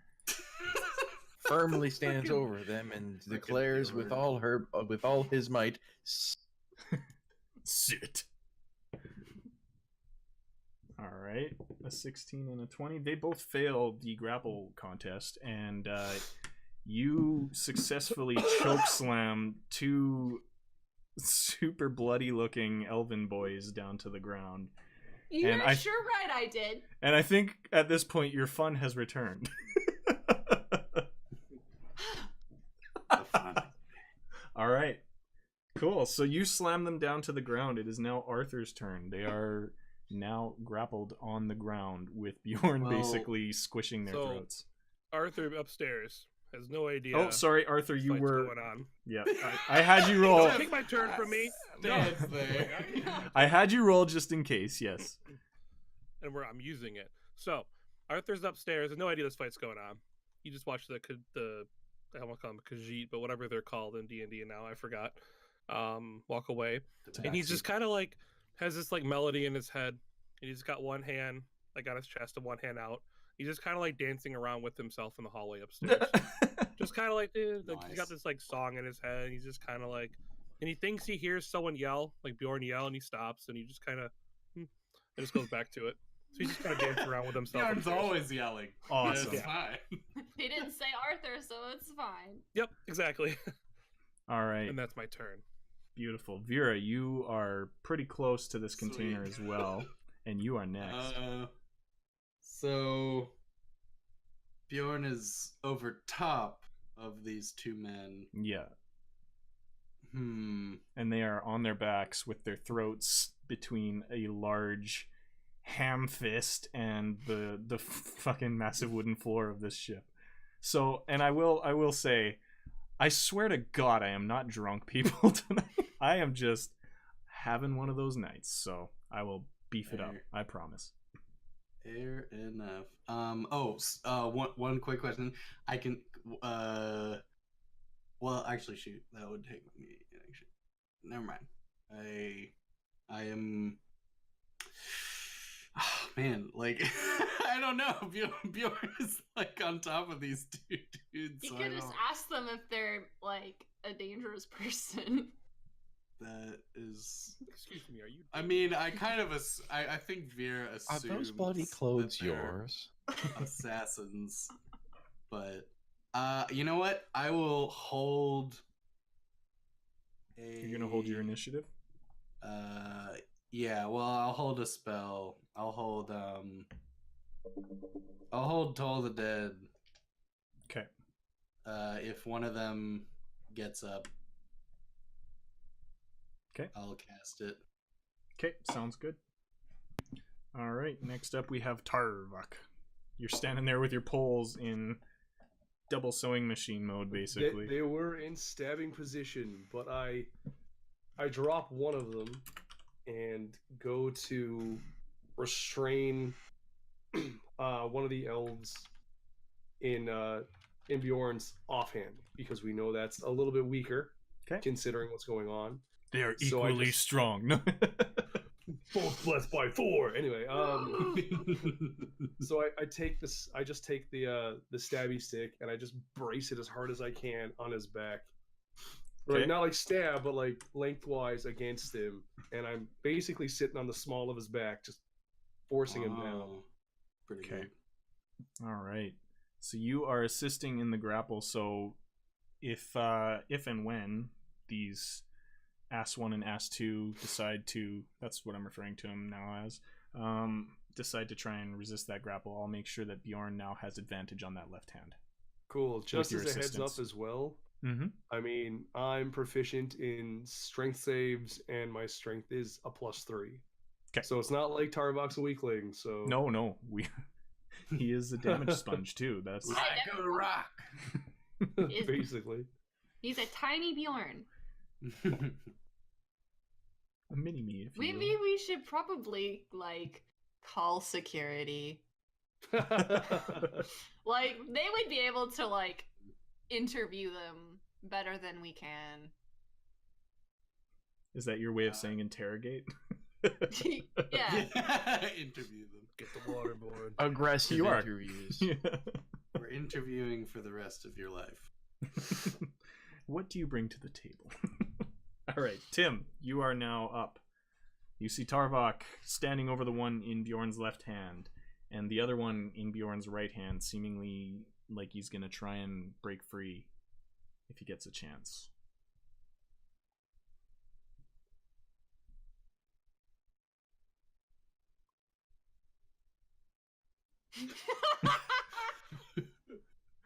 He's thinking.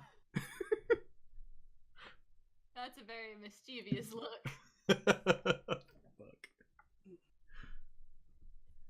Which one's the one that is detained, and which one's the one that's Not as detained? right? Yes, correct. Well, I mean, right is not as detained. Left Oh, is the that one that is answers more that. Okay. detained.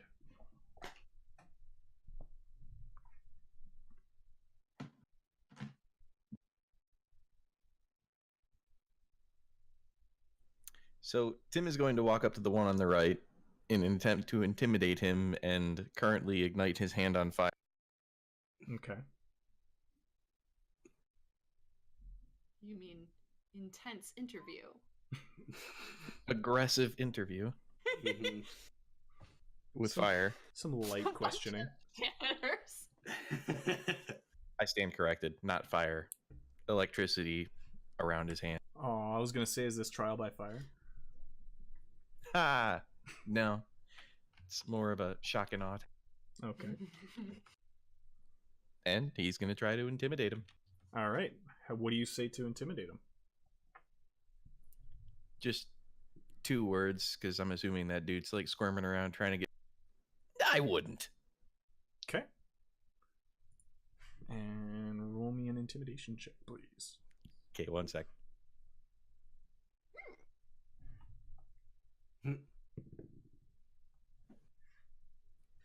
That is an 11 plus 7.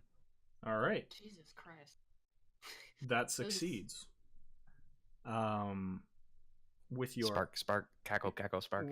with your I wouldn't Sparky. The one in the right hand, his eyes have not like relaxed since you guys have seen these guys come out. And they have been like saucers the entire time. His eyes shift over to you as he just kind of like groans under the weight of Bjorn's big fist. And He said that in Elvish, by the way. okay. And he does relax. When you say that, he does relax a bit, but his eyes stay as wide as they're absolutely crazed.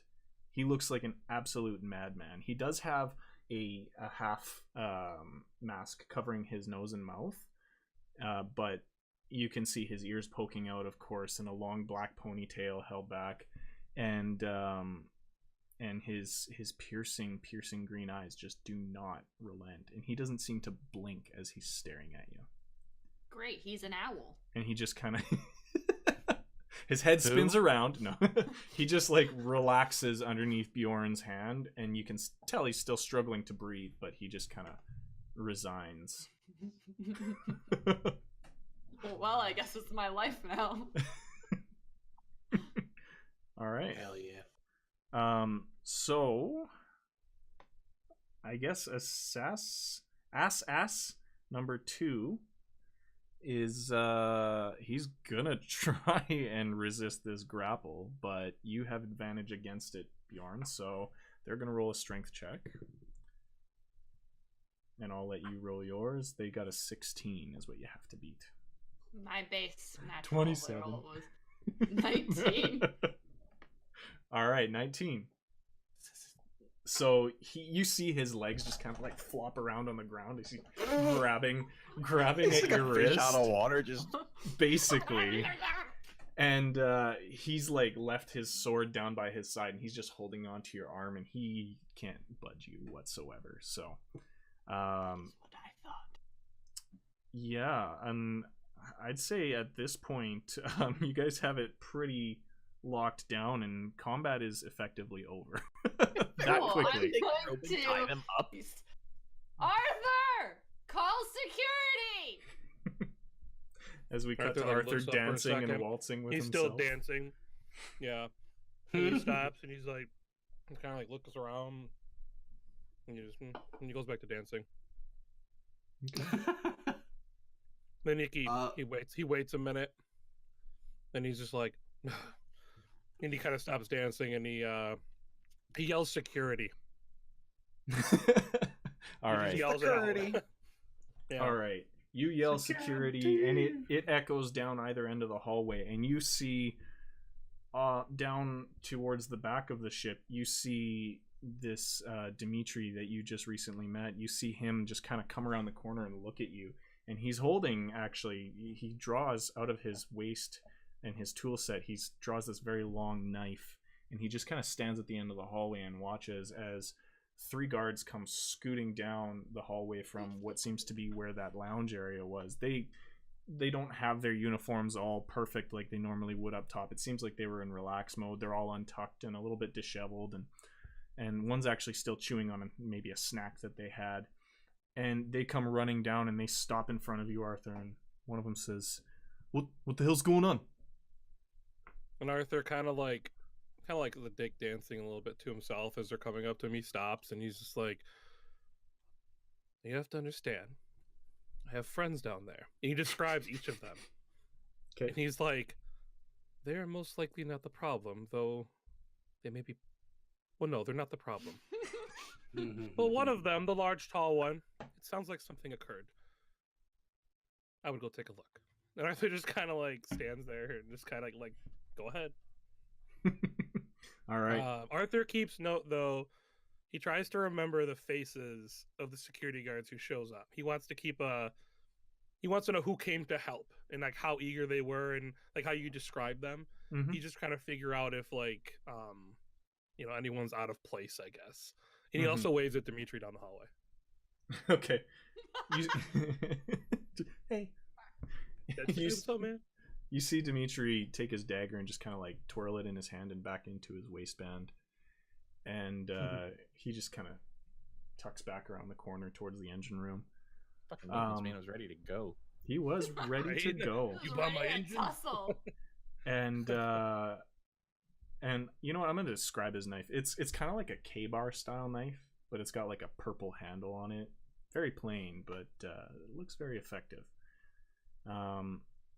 Anyhow, the 3 guards, as you tell them this, the one goes, "Hey!" and he turns to one of the other ones. He says, "Go run and get the lieutenant." He says, let's go check out what the hell is going on. That's Tuchable, right? That is Tuchable, yes. Sweet. Good Know job, Ruthie. I remembered a name. All of a sudden, these guards feel very, very, very mafia-esque.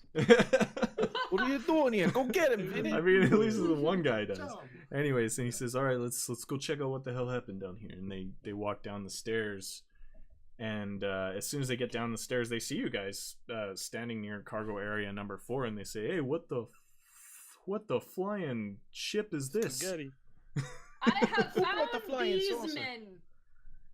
And they they see all the blood and the swords laying on the ground, and they kind of instinctively reach for their rapiers, and they go, "Okay, well, can we all just chill out here? What happened? We opened this box. Oh, before the guards get there, I'll take their weapons. Okay. I'll go over and All right." I can't imagine this There's a tiny retcon little for bear the be like dragging the sword. Like, alright. Are you just gonna kind of pile them in the corner or whatever away from them? Yeah, just at the front of the box. All right, we'll retcon that. So you did move the weapons away from these guys. But these guys with their rapiers, they do see a couple of very bloody elven figures on the ground. I will describe the guards too. One of them is a half elf, and one of them is what appears to be a high elf. Not that it really matters, but I just want to make sure that I describe everybody appropriately. I'm a moon elf. You are a moon elf, Moon. I am a human. Forgot about that about Vera. Yeah. That's a cool thing. You've got this glow. Anyhow. So radiant. So yes, they come down and hey, what the hell is going on? And they got their hands on their rapiers for a second, but then when they see that it's all kind of still, they relax a bit and they kind of walk up and they're like, who the hell are these guys? These are bad men. Maybe terrorists. I think they were probably here to assassin something. I don't know. And the guy We kind of like, need the captain. well, I sent for the lieutenant. He should be here any second. I don't know what the captain's up to. Good enough. Might be asleep. Okay. And he kind of turns to his partner, and they just kind of like Do you have rope? shrug at each other for a second. And, here, and he kind of reaches back into his waistband, and he throws you a couple of pairs of like screw-in shackle handcuffs. I'm like, my hands are full. And the handcuffs clatter off Bjorn's shoulder. He says, "Oh yeah, sorry about that." And they kind of both get down and they put them on the hands as best as they can of these guys in the front, and they stand back up. And as they're doing that, the lieutenant comes rushing down the stairs with the third guard and says, "What the hell is going on here? Did you guys? You haven't released any of our cargo, have you?" Oh, Arthur Yes. follows the lieutenant down, by the way. Okay. Look around. We did not release your beasts, but we found these guys in a box. And we found that box in a box. Where did this blood come from? What the hell is going on here? And he looks Look down at at your the two men. manifest. Well, and the manifest is actually the one that the captain ripped off the clipboard, and it's out like strewn on the ground. And the lieutenant goes and picks it up, and he goes, "Okay, produce, yeah, no, Nothing about bloody intruding looking guys on here. It seems we might be a victim of the old bait and switch, good to- maybe. I better look into this. Holy shit. Okay. Should we give them an intense interview? You know what? I think you guys go to bed. You've caused enough trouble here in your first night. We'll handle that. I'll take them into. Could I You're have a welcome for- moment with them? Sure. Just one of them. Yeah, I guess. Okay. So Arthur is gonna grab the healthiest looking one, maybe the strongest looking one of the two. Okay. And he's gonna grab the ropes, and he's gonna drag one of them back into the container, like all you're the way gonna into grab the the back. handcuffs of him or something, or Well, whatever, his shirt, whatever it takes, Okay. just like kind of like drag him behind me. okay. Where's Rachel? Where is she? And he kind of like drags her all the way inside, Okay. or him all the way inside. And he is gonna ask. So he has dark vision. So I imagine like Arthur's eyes glow a little bit in the night, or in the darkness, because he can see clear as day. Mhm. And he kind of just says, "So who are you?" And this elven figure just kind of looks at you and just wide-eyed, doesn't say anything for a split second, and then they just kind of stutter a little bit, and it to you, you're wondering if it's another language, but it just sounds like gibberish. They're just So I can't figure. I don't know what they're speaking. it sounds like they're just like sputtering gibberish, basically. Oh. Okay, now settle down. Settle down. Arthur gets like real close. He's Okay. just kind of like, settle down. It's okay. Take a deep breath. Just take one. Just take one. He waits. Kind of take a deep breath. Where does And the guy takes a deep breath? If he does he? he doesn't actually. He's still just rapidly like looking around at things that aren't there, and just like he is Okay. manic as hell. He's not calming. So Arthur wants to see if he's sane. So Arthur takes his hand and he goes, say something. He goes to pretend like he's gonna slap the guy, but he stops like right before his face. He wants to Okay. see if the guy reacts to Roll his attack. intimidation for me, please.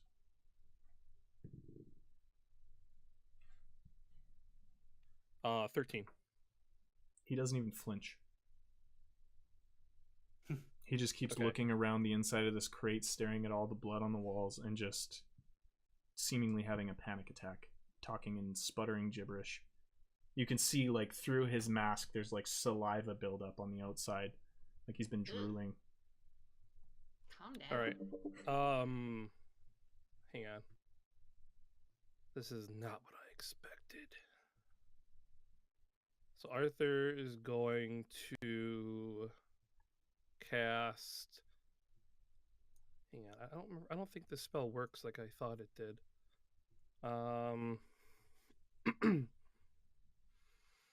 Oh yeah. Okay. So I'm gonna cast Calm Emotions on him. Okay. So it'll suppress he any res- effect causing the target to be charmed or frightened. Right, and he gets to resist that if he's not willing, right? And I'm reading it. I don't remember. I only cast it the one time previously. Mm-hmm. And then we went on a huge excursion to see if elves can, and they can. Charisma saving throw. Oh, there you go. Yep. Okay. Oh yeah. 15. He has to beat. All right. All right, so you can suppress his fright, basically. If That's it the goal. succeeds. Okay. All right. Which is, yeah. Let me just check here. Charisma. And it's a 15 he's got to resist? Yeah. He fails. As you cast this over him, you kind of wave your hand over his face, and his eyes just slowly relax back to a normal state. They're no longer the saucers that they were before, and you see his breathing start to regulate, and he looks over at you, seemingly for the first time in his life, and he goes, "Are you real?" And he says that in Elvish. Arthur just takes his hand and he just kind of touches his own face, and he goes, "I think so. Are you?" Then he just kind of like reaches out to touch that guy's face. He lets you do it. He doesn't flinch or anything like that. He just kind of like actually leans into your hand a little bit. And he goes, I don't even know anymore. Oh my god, this guy's on so many drugs. I'm so tired. So I can help you with that, but first, let's say this is as real as you need it to be, or wish it to be. Where are we? I can't really remember, but probably in the sky, I think. That's fascinating. I've always wanted to fly. Do you know what room we're in? He looks around again. He sees all the blood on the walls, and he kind of catches his breath for a second. He goes, I can't be sure of any of my memories. Well, let me decide which ones are fake and which ones are in fact real. Just tell me the last 3 things that are the most recent, perhaps. Let's start with one, the most recent. I had a job. We came in here. And then just blood. My head, it hurts so bad. I quickly look over his head. Does he have a massive cut or something on him that No damage that you can caused tell. all this blood? No damage that you can tell. So then I look at him after kind of like quickly looking him over. I look at and by the way, Arthur's or calm emotions comes from his eyes. Like Okay. it's like a gloss in his eyes, and it's kind of like so he just kind of like locks eyes at the guy again, and he says, "I believe then that would relate to the second possible real memory, which is." I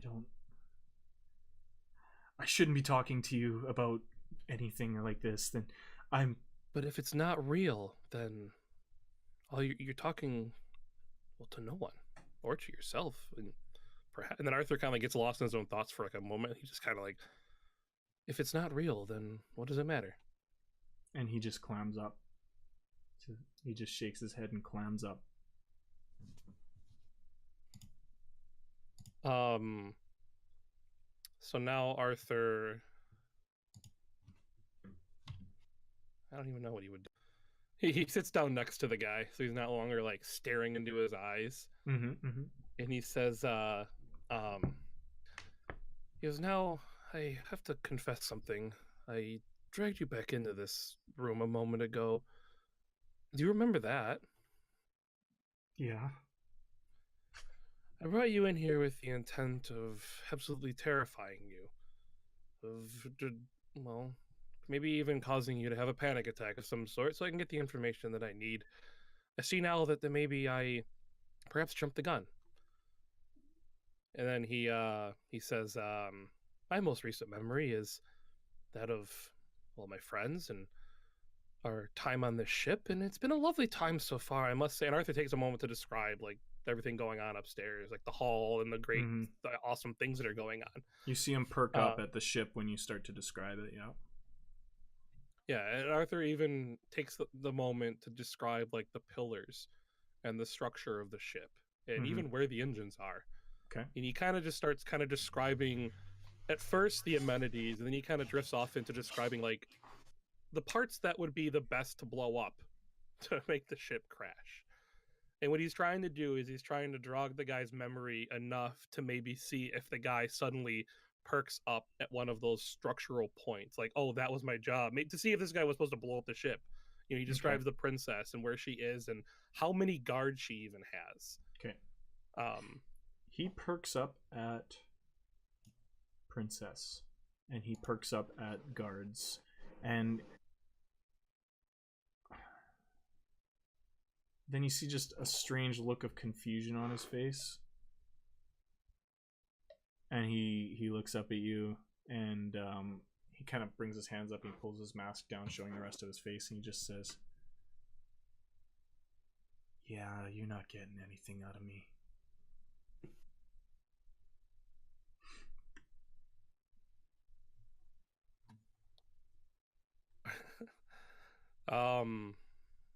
Arthur says,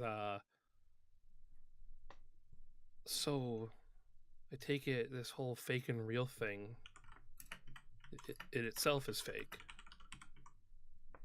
You are aware. And he does not say a word after that.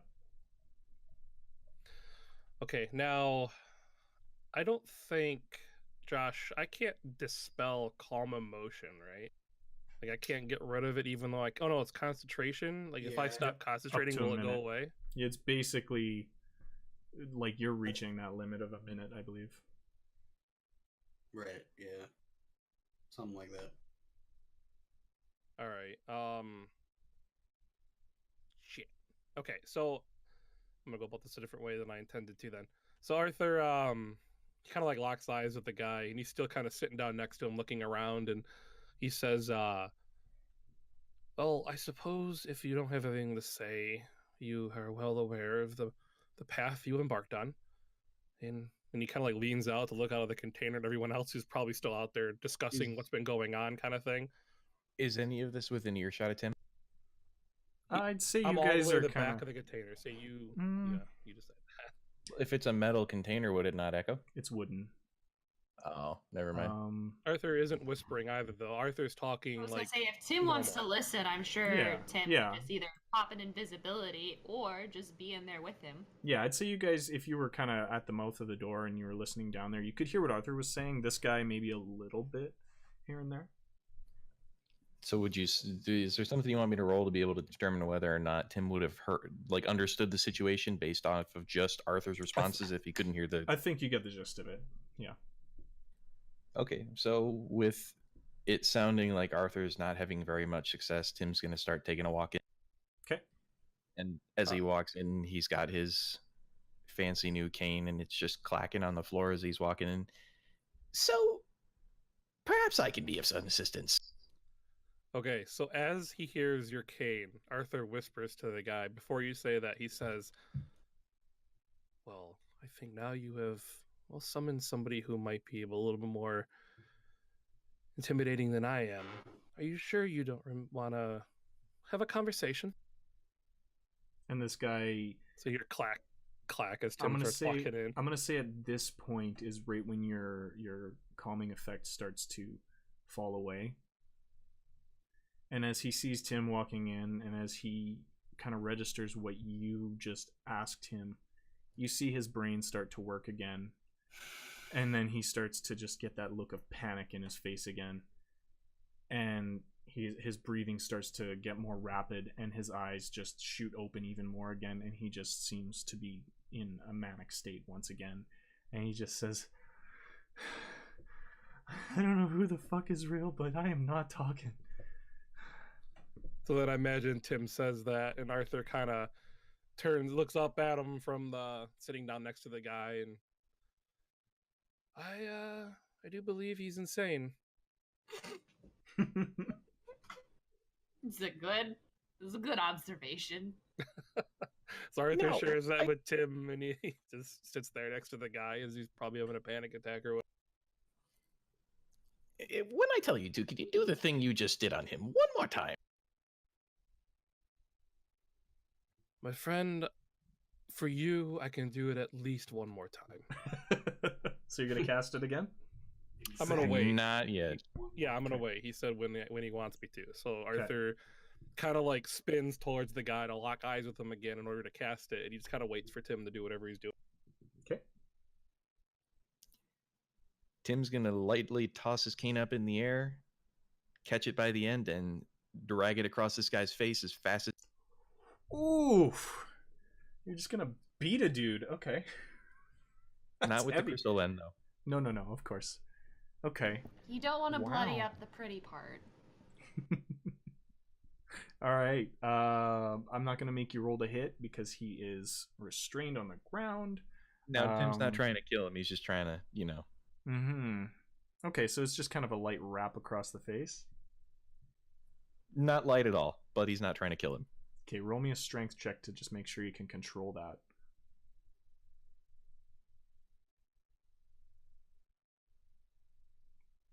Oh, strength's 0 anyway, so let's find out. It's a 12. All right. It's a little harder than you might have hoped. You hear a small pop and you see a couple of teeth fly out of his mouth as it strikes him right in the cheek as you kind of backhand him with your cane. Oh no, I was thinking baseball swing. Oh, were you? Okay. All right. So Like it was two-handing that sucker. It wasn't like a pimp cane swing. It was like a straight up smack. No, that he's Okay. trying to knock the ball across the park. All right. So yeah, he spits out a few teeth and it splits basically his cheek wide open and he starts pouring more blood out over his already bloodied face and neck. Is he still able to speak? He's still completely manic and incoherent. Right, but if he could Slightly speak. more so, of course. But I would say if he tried, he probably could, yeah. Arthur, now. Arthur is playing with the teeth that landed at him. Oh, right. And he kind of like flicks the teeth off into like the container, like clank off the wood or whatever. Okay, and he fails He takes his one finger. resist. He takes one finger and he reaches out. He puts it on the guy's chin. He just kind of like turns his face towards, Arthur, and he just kind of stares at him. He says, "This is gonna get very real," and then he's gonna cast Calm Emotions again. Okay. And he does fail, and he is now kind of glassy-eyed again, but in a lot of pain, and he goes, "What the hell is wrong with you guys?" Oh, you have no idea, my friend. No idea. So, Arthur changes the color of his crown from like blue to red. And from behind you guys, you hear Lieutenant Tuchable go, "What the hell are you doing?" I'm gonna have Bajorn just pat him on the shoulder and say, Tim has done this many times. He will get the information we need. Roll persuasion on that, please. Oh God. Here goes Bjorn being all. roll a 20, Dirty. Bjorn. You're our only hope. Come on. I got a 17. Okay. That is enough to cool his jets, but he does not look pleased with these methods. He just kind of looks over at you for a second and he looks I'll into tell the him, container. don't worry, I don't like these methods either. But if you look at the man, he seems very bug-eyed. He kind of looks back into the crate and he says, "Make it quick." No, don't you worry. Yeah, Tim, I want to go to bed. So Tim's just gonna flat out try and lie to this dude's face, like straight. Okay. Your friend already told us everything you are here for, and he specifically ratted you. Now, your punishment's going to be severe enough as it is, but you can make his worse. Call it a favor. Yeah, roll me a deception check, please. Can I assist him to give him advantage in this? By adding little quips. Okay, what would you want I to guess say you to him? could say. Well, he basically the same things he's been saying about what's real, what's fake. It's like Yeah. Arthur's just kind of like reminding the guy, that he should respond. I guess. You're like that If you've guy in the already had a background going, conversation. yeah. Oh, well, Yeah. we had Tim roll a nat 20. Another nat 20 for the Plus night. 10. Plus 10. Plus 10. Oh my god. That guy got so persuaded. He got so decepted. He thinks that Tim is his friend now. Aha, deception. Because trust. Alright. Well, the tree would know. Tim is real. Alright. Tim is too real. You see this guy with his mushed up mouth look out of the container at the other guy sitting out there, and he looks back up at you. We need to be somewhere private for this. He kind of gets through his goopy looking mouth. Mm-hmm. Scrolling aggressively. Hold. Okay. All the times I wish I took Tiny Hut. Right? There's been like 2 different times now the last 2 sessions where I'm like, God, I wish I had Tiny Hut. Tim's gonna snap his finger and cast Minor Illusion and make it seem as though this gentleman, Arthur, and Tim are in a steel case. Like, thick steel. Ooh. Okay. Go. Not So bad. that is what is it? A 5x5 square that Minor Illusion does? Correct. But Alright. I'm assuming we're kind of knelt down with Yeah, this guy you're all while kind he's of clumped together lodged. there. Okay. At this Arthur will assist by decorating the room. Problem solved. Puts up a home sweet home sign. So like as this like horrible dungeon metal place appear, Arthur like puts like little like dark windows like on the wall and just kind of like adds little random ambiance things, a light that's like hanging above us. Jesus. All right. Arthur's going really hard on the decorating. Yeah, he's So totally charming. decorated this So place. charming. All right. So you cast Minor Illusion, and I want you to use a deception check once again when you say problem solved. That'll be your deception. 13 plus 10. Yeah, that is sufficient. As you cast your illusion and Arthur starts like decorating, this guy seems to like start to freak out again internally, and he's trying to keep his mouth closed, but as he's panicking, you see like what's left of the one side of his mouth just kind of like flapping as he's breathing so hard, and he looks up at you and he goes, "You're not real." And he starts panicking again. Arthur, Yes. Arthur's like, You stopped looking at him. oh, my fault. Arthur kind of looks down Alright. and he grabs the guy by the jaw. He just kind of like looks back at him, and then Yeah. Arthur just kind of like, All right. gets back to it. He starts calming back down again, and he says, "What do you need to know?" plead your case. Your friend pleaded his. He threw you under the bus. In fact, he drew it over you. Will you let me go? I'll see what I can arrange. I'm a man of my word. We all came in here, I think, we were supposed to take someone small. Someone valuable? Yeah, How valuable? royal valuable.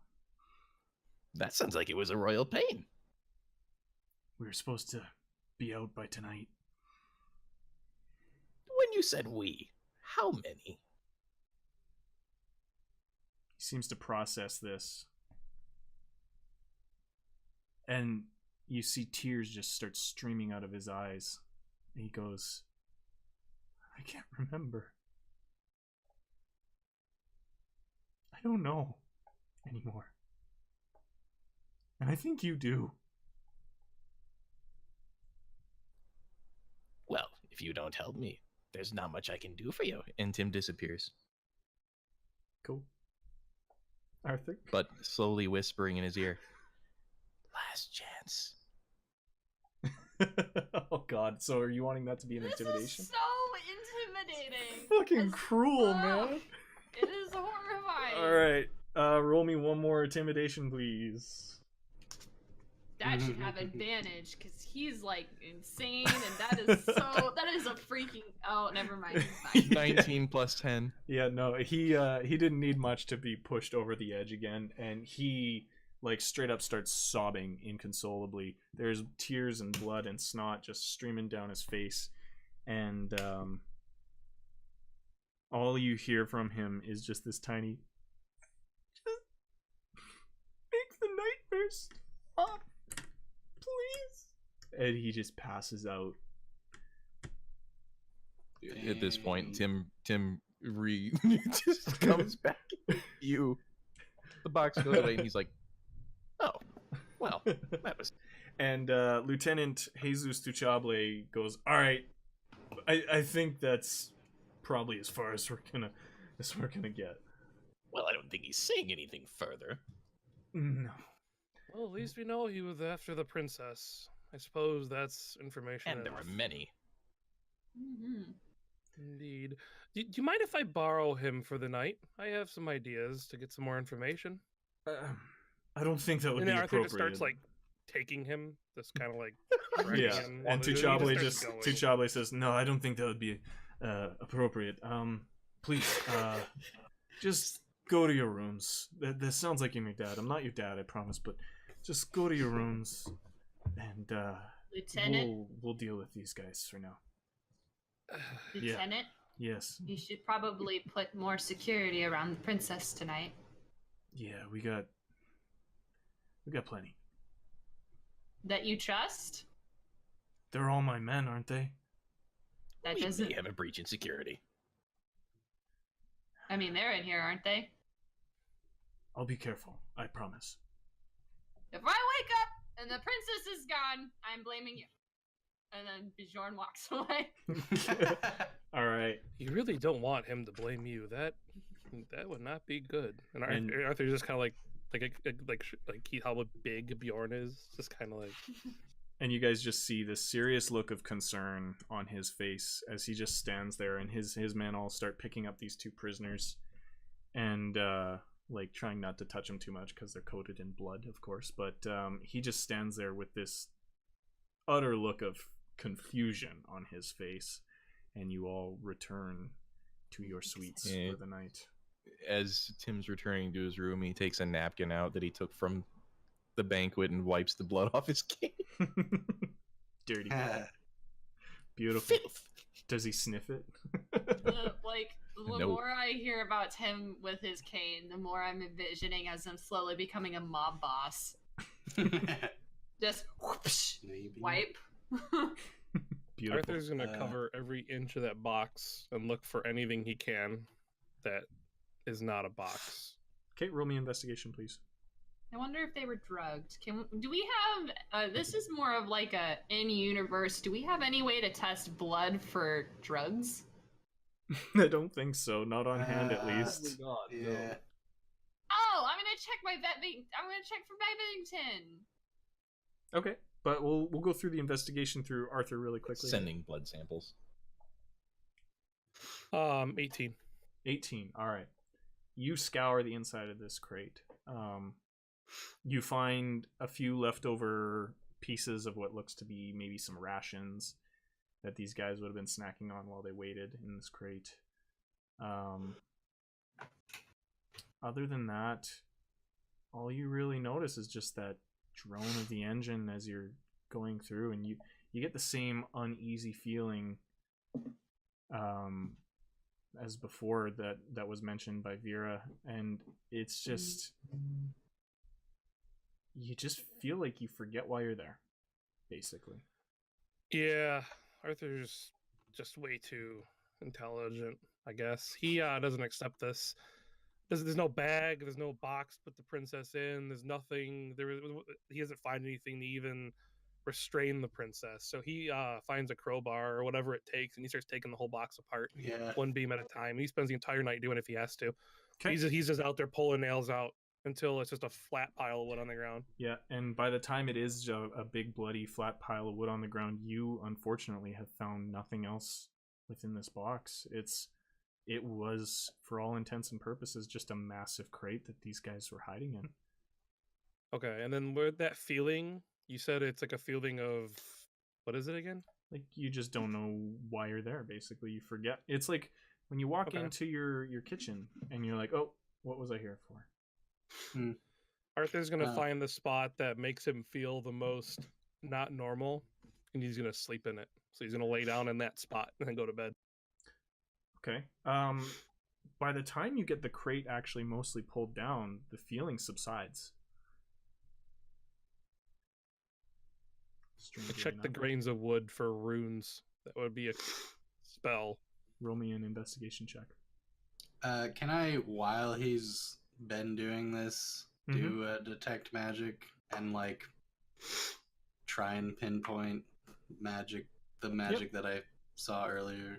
The magic that you saw earlier, or that you felt earlier, I should say. I'm going to retcon this as well. When these two, because you would have still had your spell going by the time they came out, correct? How long does detect magic? Okay. You noticed that it was actually the equipment that they were wearing. Okay. That you noticed it on. One of them had their sword actually had a little bit of magic, leading you to believe that it might have been slightly enchanted. And then one of them had a ring on that was slightly enchanted. Ooh. I mean, I'll grab those, and while Arthur is tearing down a giant box, I'll do... The ring is actually still on one of those gentlemen that were taken prisoners. So until you find where they are at this point, you won't have that. But I you mean, do pick if up the Vera one. knew they were enchanted and we had them tied down, wouldn't have Vera tried to take it? Yeah, I mean, that would have been something to grab. Yeah, but I or didn't like know. told Bjorn Yeah. to take it, because I mean, the retcon also needs to include what the character would do, knowing this information. It's fine. It's not a big deal. Well, I'm okay with it if that's something that you feel Vera would have done. Probably. I don't know. It's just all getting muddled, back and forth. So I don't want to. Okay. I don't want to do so many retcons. That's you know? fair. All right.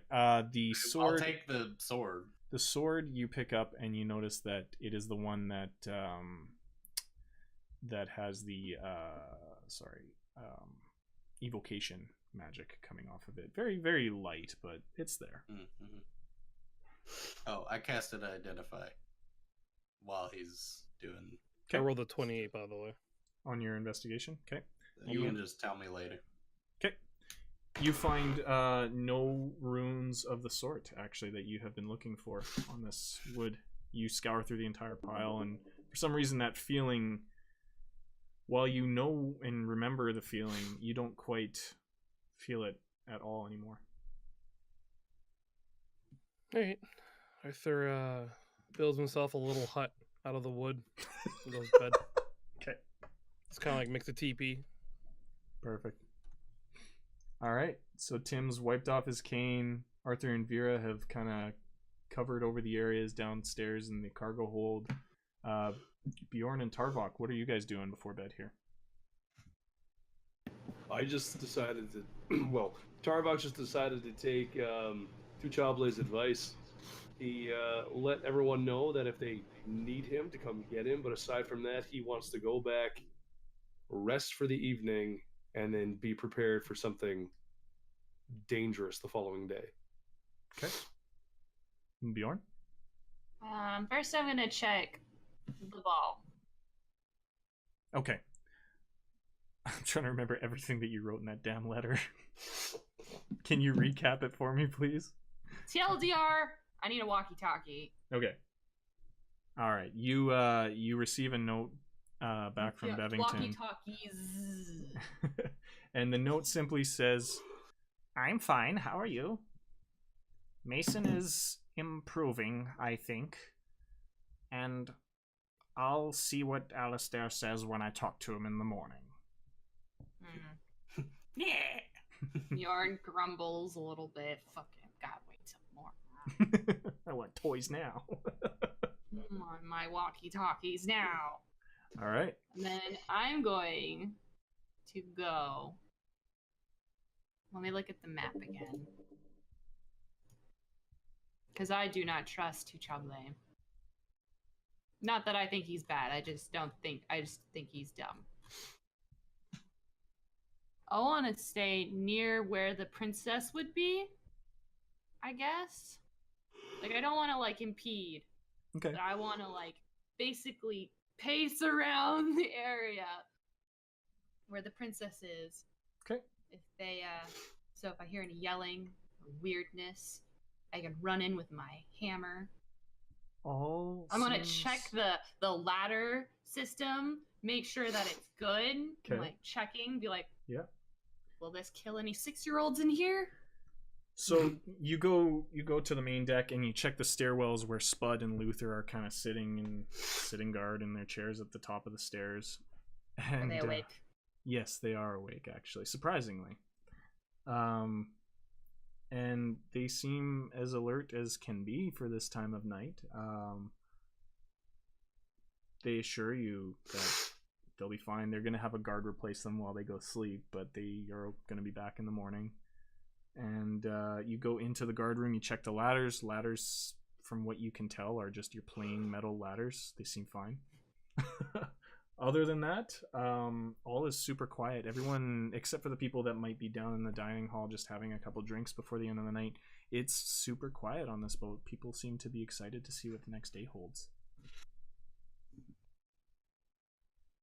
Okay.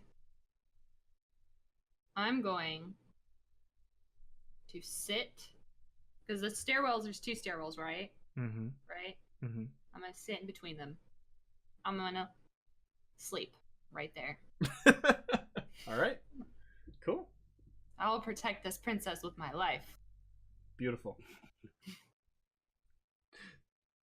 So dashing. All right. All right, so we'll leave it at that for tonight. We're going to see what the next day holds. It is quite late in the world of the RMSS Catatonic, and everyone is either drunk or full of food, or drunk and full of food and asleep. And we want to thank you guys again for coming by this week. We will see you all next Tuesday, and we are excited for, I guess, things that we are planning. Woo! We are glad that you got to be here for a full episode as well, MC. Thank you guys for swinging by. Everybody that came by, have a wonderful, wonderful week. And if we don't see you on the weekend, which I'm hoping we will, have a wonderful weekend. Yes. Indeed. Bye. I can Bye. Nani?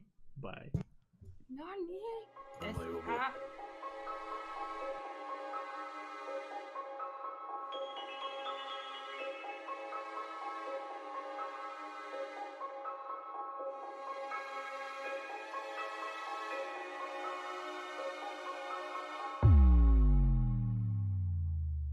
Thanks again for joining us for this week's episode.